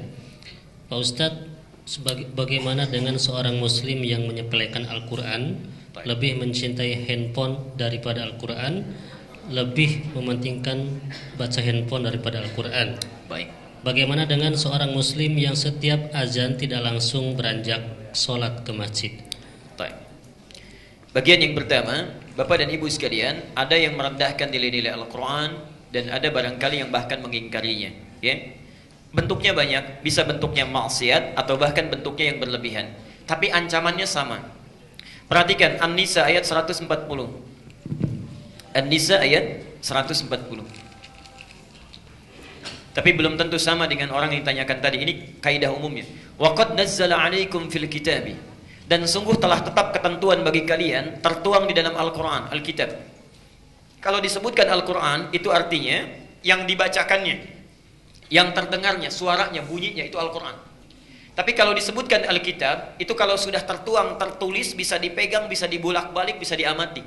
Ya, mushaf. Ya, mushaf. Jadi kenapa disebutkan di ayat ini wa qad nazzala 'alaikum fil kitab? Sungguh tetap tertuang ketentuan di dalam Alkitab, maksudnya bisa antum lihat, bisa dibolak-balik, bisa diamati. An idza sami'tum ayatillahi yukfaru biha wa yustahza'u biha fala taq'udu ma'ahum hatta yakhudu fi haditsin ghairi. Kalau Anda mendengar informasi apapun yang disampaikan atau peristiwa orang-orang yang mengingkari ayat-ayat Al-Quran atau bahkan melecehkannya. Contoh, kalau mengingkari misalnya Quran menurunkan ayat tentang hijab. Ya ayyuhan nabiyyu qul li azwajika wa banatika wa nisa'il mu'minin an yudnina min jalabibihinna asa an yu'rafna fala yu'dzain. Wahai Nabi, katakan pada perempuan istri-istrimu, anak-anakmu yang perempuan dan perempuan-perempuan muslimah, kenakan hijab, jilbab bagi mereka, ya, supaya jadi syiar, tanda mereka sebagai seorang muslimah. Plus kalau sudah pakai hijab tidak boleh diganggu, mesti dibantu dalam kehidupannya. Subhanallah, turun ayat itu, ada orang mengingkarinya. Misal, walaupun seorang ahli, seorang gelarnya banyak dan sebagainya, kemudian berbicara mengatakan misalnya jilbab itu tidak wajib bagi perempuan. Hukumnya nggak apa-apa nggak pakai jilbab, nggak apa-apa nggak pakai jilbab. Yang penting itu pakaian terhormat. Misal ya. Ini yang seperti ini sudah tetap ketentuannya dalam Al-Quran. Tidak usah capek menghabiskan energi untuk banyak mendengarkan. Nanti capek sendiri, ujung-ujungnya kita menjauh. Nah, yang seperti ini tidak jelas. Yang pakaian terhormat yang bagaimana, Pak? Di Bali pakaian minim sudah terhormat. Di Papua pakai koteka itu terhormat.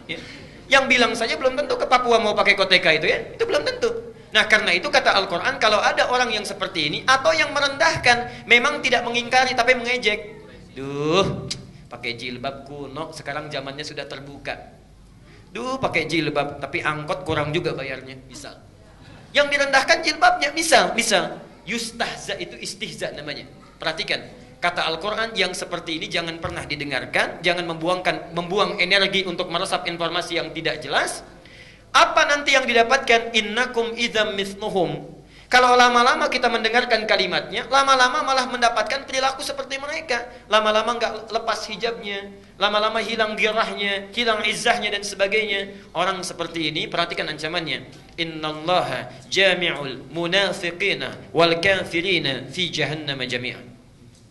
Orang akan menghimpun orang munafik. Perhatikan, munafik didahulukan dibanding orang kafir. Kalau orang kafir menolak syariat Islam itu wajar, karena kafir. Tapi kalau orang Islam mencela syariat Islam, merendahkan Al-Quran, itu tidak wajar. Disebut oleh Quran sebagai orang munafik. Orang ini yang pertama kali dilemparkan ke dalam neraka jahanam dibandingkan orang kafir. Karena itu, Bapak dan Ibu sekalian, ada pertanyaan, bagaimana orang yang merendahkan nilai Quran? Kalau cuma merendahkan, betul memang fokus merendahkan, maka dia mendapat jaminan tadi. Tapi yang dimaksud kalau kesibukannya lebih terarahkan kepada duniawi sehingga lupa, lalai terhadap Al-Quran, ini mungkin yang dimaksudkan. Tidak ada niat untuk merendahkan, tidak ada niat untuk mengabaikan, tapi kesibukan lebih lekat dengan dunia, dengan Facebook, dengan Twitter, dengan media sosial, BBM, lupa Qurannya. Bagaimana orang seperti ini? Oke, maka hukumnya dia bermaksiat kalau memang sengaja meninggalkannya. Keadaannya akan gelap, sulit mendapatkan rahmat Allah. Bahkan kalau di rumahnya tidak dibacakan Quran, Nabi mengatakan sifat rumahnya seperti kuburan. Tidak ada jauh bedanya dengan kuburan. Dan orang-orang seperti ini, Quran tidak akan menjadi syafaat bagi dirinya di akhirat nanti. Tidak akan jadi syafaat. Memang dia sholat, tapi nggak pernah baca Quran, itu kering keadaannya nanti. Kering keadaannya. Dan yang terakhir, tidak akan mendapatkan hidayah dalam hidupnya. Karena Quran itu diturunkan salah satunya, ketika dibaca, hidayah Allah diturunkan. Al-Baqarah 185. Syahrul Ramadan alladzi unzila fihi al-Quran hudal linnas. Di bulan Ramadan Quran diturunkan supaya menjadi petunjuk dalam kehidupannya. Saya pernah mendapatkan satu gambar, ya, meme kalau sekarang Instagram itu, ya, saya nggak punya Instagram, nggak punya media begitu. Itu ada orang iseng saja kirim ke handphone saya, ada gambar. Di atasnya itu Facebook, ada Twitter, ada BBM dan sebagainya. Di bawahnya ada Quran, di bawahnya ada kuburan, dilapangkan tempatnya. Kemudian ditulis di bawahnya, orang yang sibuk dengan BB, sibuk dengan Facebook, sibuk dengan Twitter dan tidak pernah baca Quran, itu sakitnya tuh di sini katanya, nunjuk ke kuburan. Ya, iseng. Silakan Ustaz, cepat saja, singkat.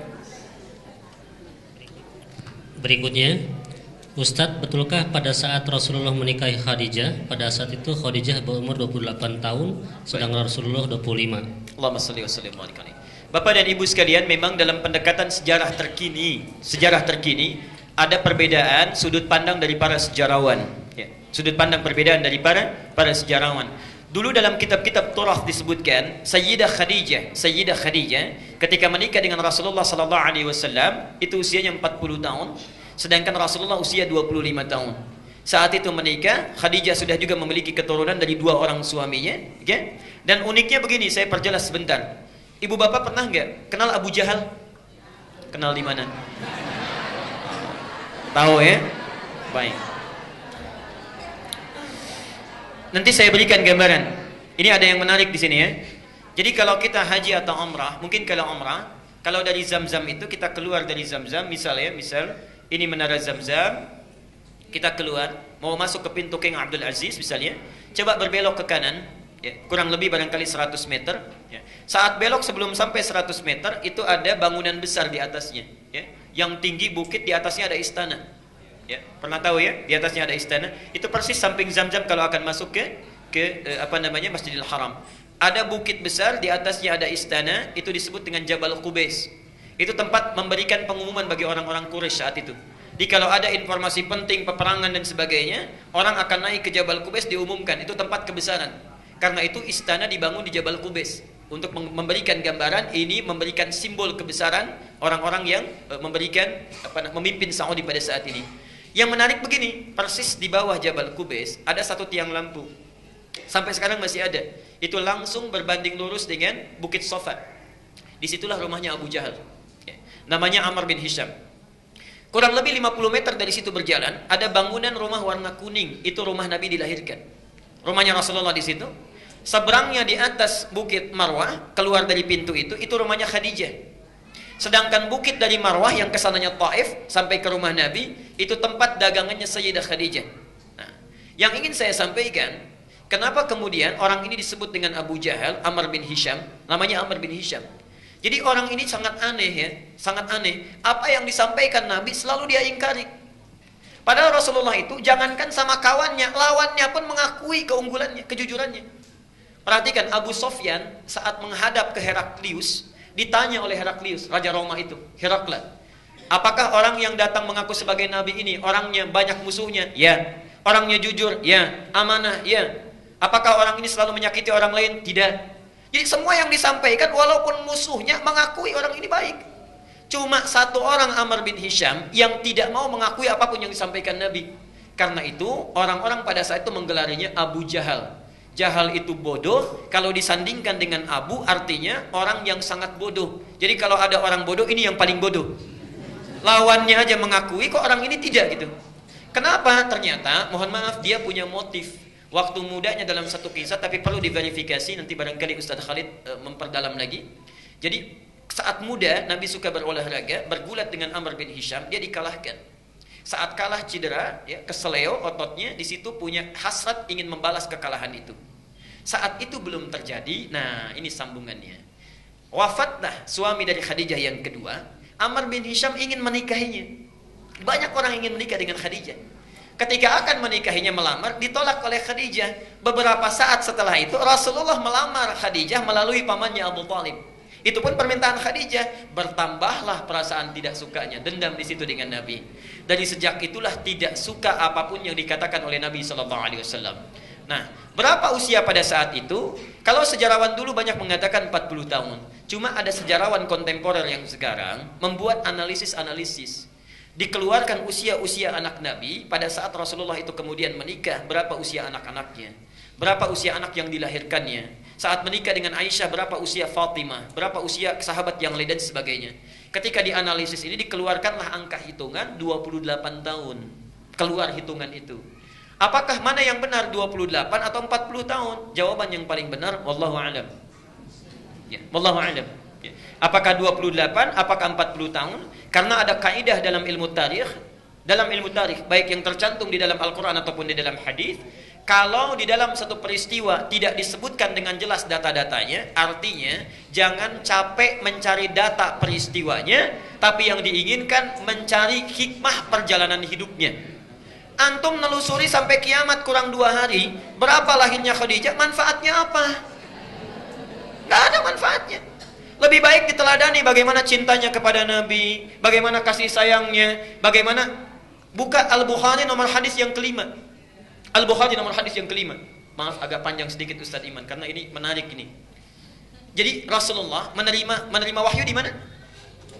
Gua Hira. Satu kali di awal-awal masa Islam, saat ke Gua Hira wahyunya enggak turun, belum turun. Subhanallah, saat turun dari Gua Hira siang bolong, siang-siang, tiba-tiba ada yang manggil, Muhammad, Muhammad. Lihat kanan gak ada orang, kiri gak ada orang, ke belakang nengok sepenuhnya. Karena kalau Nabi dipanggil berbalik itu gak begini. Nabi kalau dipanggil berbalik sepenuhnya. Jadi mulai saat ini yang belajar sunnah Nabi, kalau dipanggil itu nengoknya jangan cuma begini, berbalik sepenuhnya. Ketika berbalik gak ada orang, subhanallah, lihat ke atas, begitu lihat menengok begini Muhammad, tiba-tiba ada sosok jubah putih seperti orang duduk, rambutnya panjang di awal masa Islam. Saya ingin tanya, kalau Pak Johan keluar dari Al-Ihsan ini siang-siang, Pak Johan, kanan gak ada, kiri gak ada, belakang gak ada, di atas ada yang kayak duduk jubah putih, rambut gondrong, apa yang dilakukan? Itu pasti lupa motor itu, lari. Itulah yang terjadi pada Nabi. Lihat redaksi hadisnya. Uniknya, faru'ibtu minhu. Ro'ibah itu ketakutan luar biasa sampai bulu kuduk merinding naik. Itu ro'ibah. Tapi kalau ketakutan bulu kuduk naik tapi sudah nggak ada kesempatan kabur, dirubah redaksinya dari ro'ibah menjadi aujasa. Aujasa, ya. Kalau panjang agak cerita, agak panjang nanti ya, kalau cerita agak panjang. Lihat nanti saja di Adz-Dzariyat Quran surah 51 ayat ke-24. Ini bedanya ro'ibah dengan aujasa. Jadi Nabi Ibrahim malam-malam kedatangan tamu Bapak Ibu sekalian. Tamunya bukan 1-2 orang, banyak. Dan hebatnya, mohon maaf, saya ingin tanya dulu sebentar. Kalau kita nanti insya Allah tengah malam, kedatangan tamu malam-malam, jam 1. Assalamualaikum, Assalamualaikum. Dibuka enggak? Itu bedanya kita dengan seorang Nabi. Oke, sekarang begini. Taruhlah kita berani untuk melihat, diintip dulu. Begitu dibuka jendela sedikit, kelihatan yang datang agak banyak orang, jubah putih, rambutnya panjang. Dibuka nggak? Tengah malam. Perhatikan hebatnya Nabi Ibrahim. Hal ataka hadithu dhaifi Ibrahim al-mukramin? Pernahkah engkau dengar kisah tentang Nabi Ibrahim dan tamu-tamunya yang dimuliakan itu? Idh dakhalu alaihi, ketika datang bertamu malam-malam hari, faqalu salama, mengatakan assalamualaikum. Apa jawab Nabi Ibrahim? Tidak ada prasangka buruk, dibuka dijawab salam, alaikumsalam. Enggak ditanya, Bapak dari mana? Ada keperluan apa? Dilihat qaumum munkarun. Ini orang-orang dari jauh kayaknya capek, lelah, enggak usah banyak ditanya. Dipersilahkan masuk, langsung istirahat. Tidak cukup sampai di situ, saking baiknya. Karena itu disebut dengan Ibrahim dari kata abun rahim, seorang ayah yang sangat penyayang. Faragha ila ahlihi, datang kepada istrinya Sarah yang sedang ada di dapur, bertanya, "Ma, kita punya menu masakan terbaik apa untuk tamu kita malam ini?" Dikatakan belum ada yang istimewa kecuali lembu itu belum disembelih. Subhanallah. Disembelih dulu, dimasak dulu jadi gulai. Faja'a bi'idlin samin, lalu datang dihidangkan dengan gulai yang sudah di hadapannya itu, kambing muda, maaf sapi muda. Apa yang terjadi? Subhanallah. Qala ala ta'kulun. Tapi tamunya nggak pernah nyentuh makanannya, diam aja dilihati. Karena penasaran, Nabi Ibrahim melihat dari atas sampai ke bawah. Begitu di atas dilihat sampai ke bawah, kakinya nggak napak dengan lantai. Lengkap sudah ya? Baik. Baju putih, rambut gondrong, banyakan, datang, makanan nggak disentuh, kaki nggak napak dengan lantai. Kalau antum dalam situasi seperti Nabi Ibrahim, apa yang dilakukan? Itu sudah tidak ada peluang untuk kabur. Tidak ada.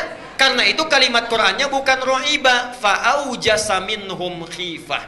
Takut luar biasa, tapi sudah tidak ada peluang untuk meloloskan diri.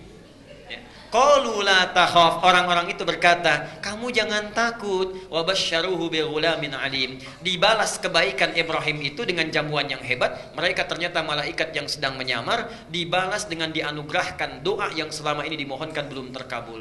Sarah dijadikan bisa mengandung, diberi kabar akan melahirkan anak laki-laki yang sangat cerdas. Dialah Ishak. Kenapa anaknya cerdas? Karena akan diutus kepada umat yang pintar tapi bandel. Itu ya. Nah, apa hubungan dengan Khadijah? Rasulullah kan tadi gemetar, bulu kuduknya itu naik, merinding, tapi masih punya kesempatan lari. Itu lari, datang kepada istrinya, diketuk pintunya, subhanallah. Begitu dibuka oleh Khadijah, lihat wajahnya, setengah kegelisahannya hilang. Bu, baru melihat wajahnya Khadijah, setengah kegelisahannya hilang. Belum cukup itu, terlihat suaminya gemetar, minta dibawa ke kamar. Sampai ke kamar, dia berkata, Rasulullah berkata, "Zammiluni, tolong selimuti saya, selimuti saya." Diselimuti oleh Khadijah. Saat itu dikatakan, mendengar ucapan Khadijah, hilang semua kegelisahannya. "Duhai suamiku sayang, engkau itu orang baik, selalu menolong orang, tidak pernah memutuskan silaturahim. Tidak ada orang yang akan jahat kepadamu. Yakinlah, saya selalu bersamamu dalam suka ataupun duka." Khadijah mendengar itu tenang, Nabi tentram, hatinya hilang kegelisahannya. Saat itulah turun surah Al-Mudaththir. Ya ayyuhal mudaththir, qum fa'anzir wa rabbaka fakabbir. Jadi kalau ibu ingin mencari tentang Khadijah, jangan dicari tentang hakikat yang tidak tampak, cari keteladanannya. Karena hikmahnya Nabi menikah dengan lebih dari 4 istri, ternyata semua perempuan yang dinikahi Nabi itu mewakili karakter perempuan di muka bumi ini. Coba ibu cari kira-kira mirip siapa? Apakah Khadijah, Aisyah, Zainab? Kalau Zainab saya kira agak jauh ini ya. Baik. Ummi Kulsum dan sebagainya. Itu ada semua, dari yang paling perhitungan sampai yang paling cemburuan ada. Tapi hebatnya setelah menikah dengan Nabi diarahkan kepada yang positif. Yang perhitungan tadi yang ngitung dunia jadi ngitung akhirat.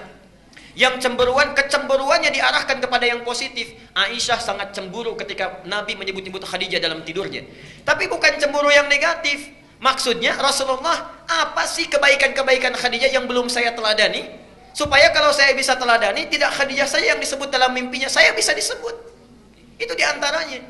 Ditolong ibu temukan kira-kira mirip siapa. Kalau suami punya masalah pulang ke rumah masih belum selesai masalah, ketika buka pintu, artinya masih jauh dengan Khadijah itu. Berikutnya, mengenai doa dalam sholat kapan waktu berdoa yang benar? Apakah saat sujud dalam sholat, pada saat salam, setelah salam, dan doa ketika khutbah Jumat, apakah angkat tangan atau tidak? Baik. Yang pertama, doa dalam salat yang dikabulkan ada 4 keadaan. Ada 4 keadaan dan dalilnya sahih. Yang pertama saat berdiri, hadisnya qudsi bahkan. Saat berdiri. Ini jangan main-main dengan ini. Ini yang paling hebat ya. Hadisnya qudsi. Saya percepat saja. An Abi Hurairah radhiyallahu anhu qala. Dari Abu Hurairah semoga Allah meridai kepadanya, beliau menyampaikan. Perhatikan, saya langsung kepada matan hadisnya. Idza qala al-'abdu ya, qussimatis shalah baini wa baina 'abdi. Kata Allah, kata Rasulullah, qala Allah azza wa jalla, Allah berfirman dalam hadis qudsi, qussimatis shalah atau qassamtu shalah baini wa baina 'abdi. Saya bagi dalam salat hak dan kewajiban antara aku dengan hambaku. Idza qala al-'abdu, kalau hambaku membaca dalam salatnya alhamdulillahi rabbil alamin, qala Allah azza wa jalla, dijawab oleh Allah, hamadani 'abdi, hambaku sedang memujiku. Wa idza qala al-'abdu ar-rahmanir rahim, kalau hamba kemudian berkata ar-rahmanir rahim, qala Allah azza wa jalla athna 'alayya 'abdi, Allah langsung menjawab, hambaku sedang menyanjungku. Wa idza qala al-'abdu maliki yaumiddin, kalau hambaku berkata maliki yaumiddin, qala Allah azza wa jalla majjadani 'abdi, Allah langsung merespon, hambaku sedang mengagungkanku. Perhatikan betul kalimatnya. Kalimat yang pertama ini kata para ulama memberikan kesan, kalau kita sedang baca Al-Fatihah dalam salat sedang berdiri, rasakan kita sedang berdialog dengan Allah, bukan bacaan biasa. Karena itu turun hadis di Muslim nomor 97, yang di Arba'in nomor kedua posisinya. Ada ihsan, masjidnya Al-Ihsan. An ta'budallaha ka'annaka tarahu fa illam takun tarahu fa innahu. Jadi kalau kita sedang beribadah kepada Allah, rasakan seakan-akan bersama Allah. Berdialog. Kalau kita tak mampu menatapnya, yakinkan saat beribadah Allah mengawasi kita. Itu ada jawaban. Yang paling hebat, perhatikan. Wa idza qala al-'abdu, ini poinnya. Kalau hamba sedang berkata, iyyaka na'budu, perhatikan rumusnya ya. Wa iyyaka nasta'in. Ya Allah, kami jadikan aktivitas kami sebelum salat sebagai ibadah kepadamu. Jadi sebelum salat itu nanti antum zuhur salat ya. Sekarang niatkan ibadah, nanti makan niatkan ibadah, minum ibadah, pulang ibadah. Kalau ada hamba yang seperti itu, wa iyyaka nasta'in, dan sekarang kami punya permohonan, hanya kami mohonkan kepadamu. Kenapa kalimat iyyaka nasta'in ini muncul? Karena ini perintah di Quran saat dalam fikih salat, Al-Baqarah 45. Perhatikan, bagi orang-orang yang punya persoalan sebelum salat, wasta'inu bis-sabri was-salat. Kenapa kita dipanggil oleh Allah lewat salat? Itu bukan hanya tuntutan fikih semata.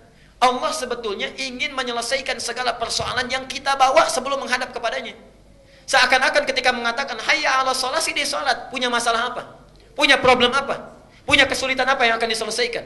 Ya. Karena itu dalam panggilan adzan setelah hayya 'alas shalah apa? Hayya 'alal falah. Kalau orang salat pasti bahagia karena masalahnya selesai.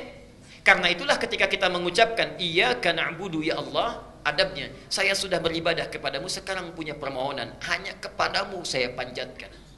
Apa jawabnya? Hadza baini wa baina 'abdi. Inilah komitmen antara aku dengan hambaku. Wali abdi, perhatikan kalimatnya, wali abdi, dan untuk hambaku yang telah menjadikan aktivitasnya sebagai ibadah itu, masa'ala, apapun yang engkau minta saat ini aku akan berikan. Aku akan berikan. Dan itu sudah dipraktekkan oleh Nabi Zakaria sejak muncul perintah solat di awal-awal. Jadi solat itu bukan hanya pada Nabi Muhammad, Nabi Isa solat, Nabi Musa solat, Nabi Zakaria solat, tapi caranya tidak sama dengan kita. Perhatikan hebatnya cara Allah mengabulkan doa. Saya mau tanya, kalau suami istri sudah menikah puluhan tahun belum punya keturunan, suaminya sudah divonis sepuh, istrinya divonis monofos dan mandul, secara medis mungkin tidak punya anak. Secara medis mustahil punya anak. Nabi Zakaria bangun, masuk ke mihrabnya. Ali Imran surah 3 ayat ke-38 dan 39. Perhatikan, dalam solatnya berdiri itu meminta kepada Allah. Hunalika da'a Zakaria rabbah. Di mihrabnya Zakaria bermohon kepada Tuhannya. Apa doanya?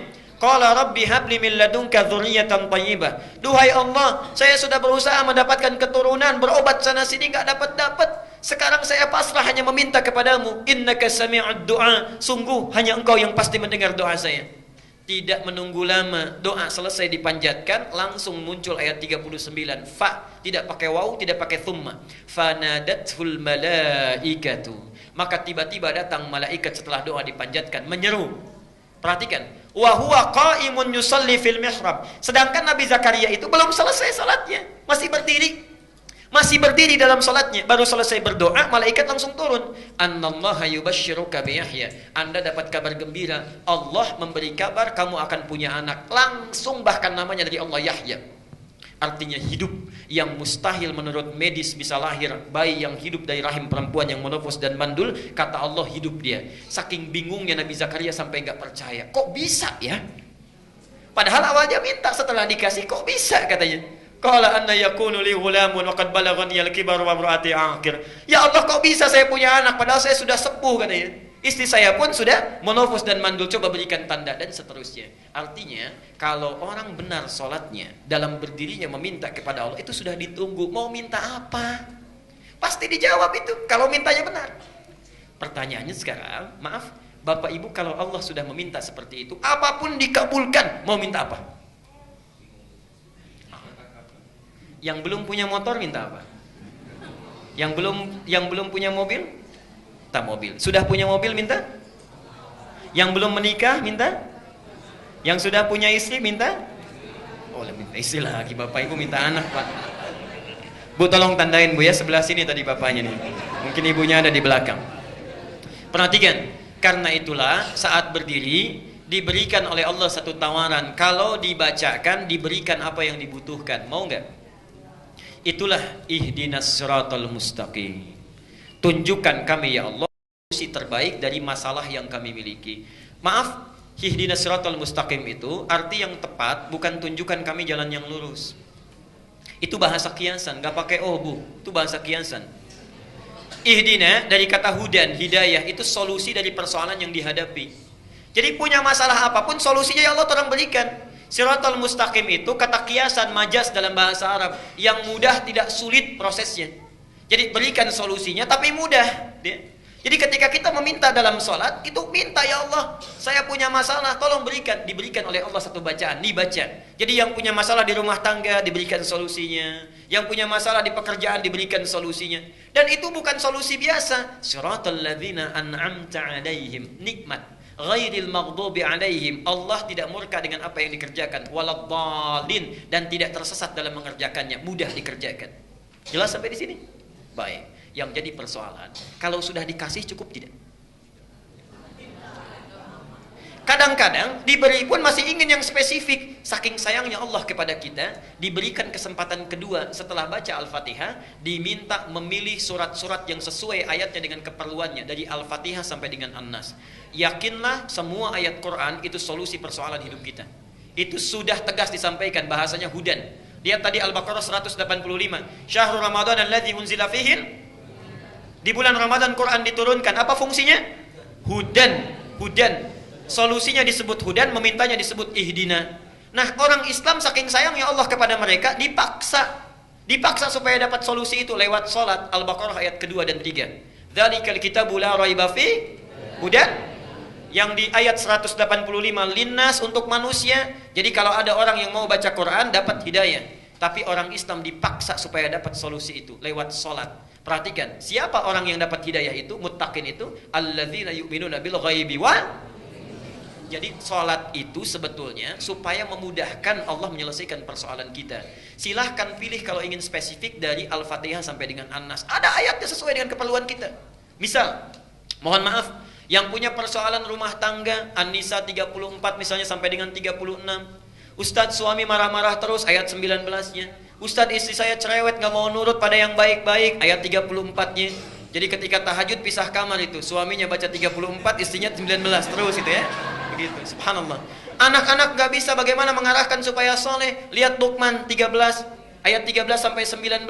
Ustadz kalau anaknya banyak bagaimana? Yusuf pindah. Ustadz pekerjaannya susah saya ini, bagaimana supaya dimudahkan? Al-Isra ayat 79 sampai 82. Ustadz mudah tapi datang lagi banyak. Al-Insyirah, semuanya ada di situ. Tinggal kita bacakan. Masalahnya nggak hafal. Jadi dari subuh sampai isya yang dibaca itu lagi. An-Nas lagi. Pantas mimpinya ketemu jin terus, itu yang dibaca. Yang jadi persoalannya.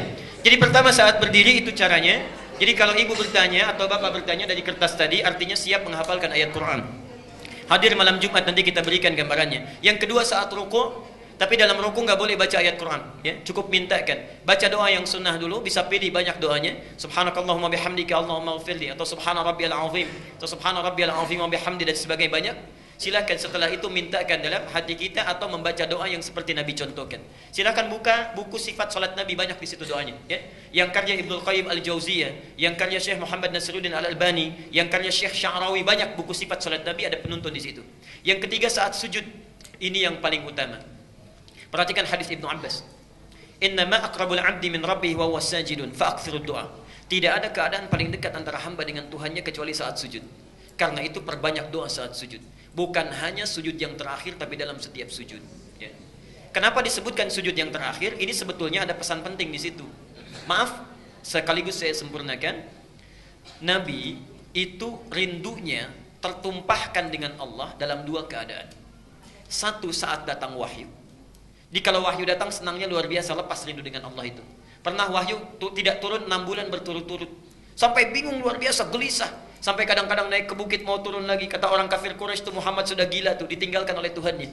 Tiba-tiba turun 2 surat sekaligus, Ad-Duha dengan Al-Insyirah. Wad-Duha, hei Muhammad, demi waktu duha yang menjamin engkau bahagia dalam kehidupan. Wal-laili idza saja, ataupun saat keadaanmu seperti gelap gulita, seperti malam yang dikelilingi oleh kegelapan. Ma wadda'aka rabbuka wa ma qala. Yakinkan dalam keadaan suka dan duka Tuhanmu tidak pernah meninggalkanmu, atau engkau dikatakan sebagai orang yang gila, dan seterusnya. Turun wahyu, senang lagi Nabi. Atau yang kedua, saat sedang sholat. Di saat sholat itu subhanallah, sudah rindunya dengan Allah itu tertumpahkan saat itu. Karena itu Nabi, jangankan yang wajib, yang sunnah itu kakinya bisa sampai bengkak-bengkak. Saking nikmatnya melakukan pertemuan dengan Allah, saking nikmatnya. Pernah dengar hadis Nabi saat tahajud kakinya sampai bengkak? Itu baru rakaat pertama, Bu. Rakaat pertama, Aisyah sampai nangis-nangis itu melihat itu, ya.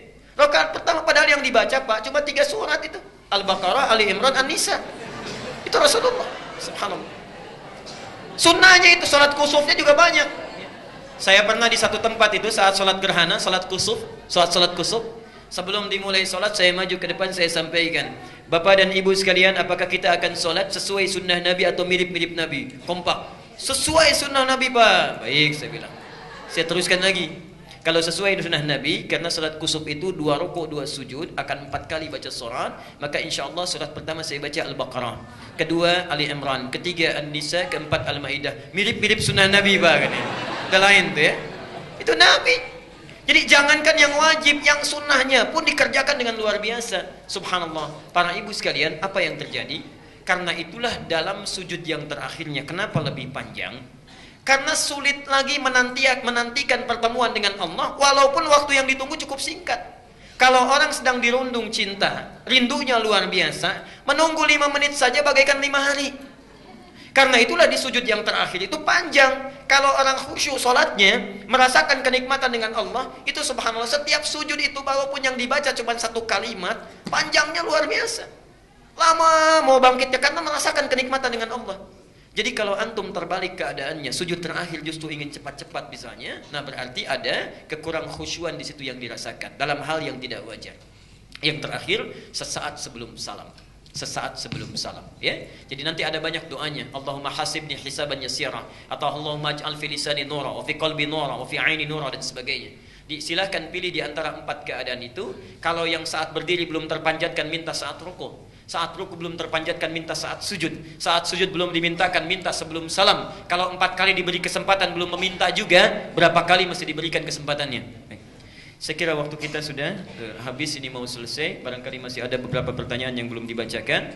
Insya Allah nanti lain waktu barangkali bisa ditampilkan, karena saya jam 10 harus mengisi di tempat lain. Saya mohon maaf kalau tidak bisa menjawab beberapa pertanyaan yang lainnya. Silakan ditanyakan pada ustaz-ustaz yang lebih kompeten. Dan saya mintakan, Bapak Ibu sekalian, saya minta 2 permohonan saat ini. Yang pertama, saya ingin minta secara khusus bagi para asatidzah kita, siapapun itu, dari pekan pertama, 2, 3, dan 4 sampai hari ini, atau di masjid manapun, mohon doakan mereka, para ulama-ulama kita, semoga Allah memberikan kesehatan kepada mereka, kekuatan, dan yang terpenting istiqamah berada di jalan Allah Subhanahu wa taala. Karena ini yang paling penting untuk memberikan pencerahan yang baik kepada kita. Ini satu.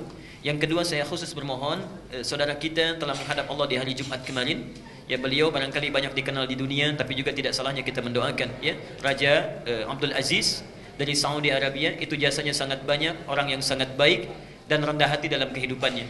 Tidak ada di dunia ini seorang pemimpin besar, ya tentunya selain Rasulullah masa modern sekarang, yang kekayaannya banyak, raja, banyak kekuasaan yang bisa dilakukan, tapi dalam cara wafatnya keadaan yang sangat sederhana, tidak dibawa dan tidak macam-macam, tidak banyak pesta pora, hanya disolatkan dalam tempat yang sederhana, dibungkus di kain kafan di tempat sederhana, dan dimakamkan di pemakaman umum, bukan pemakaman mewah, tidak ditempatkan di tempat yang wah, tapi ditempatkan dalam tempat yang sederhana dan biasa saja. Semoga Allah mengampuni dosa-dosanya, memberikan manfaat kebaikan dan amal jariah atau sedekah jariah dari segala kebaikan yang pernah dikerjakan oleh beliau. Kita akhiri dengan doa kifaratul majlis bersama-sama. Subhanakallahumma bihamdika asyhadu an la ilaha illa anta astaghfiruka wa atubu ilaik. Wa akhiru da'wana alhamdulillahi rabbil alamin. Wal 'afwu minkum. Assalamualaikum warahmatullahi wabarakatuh.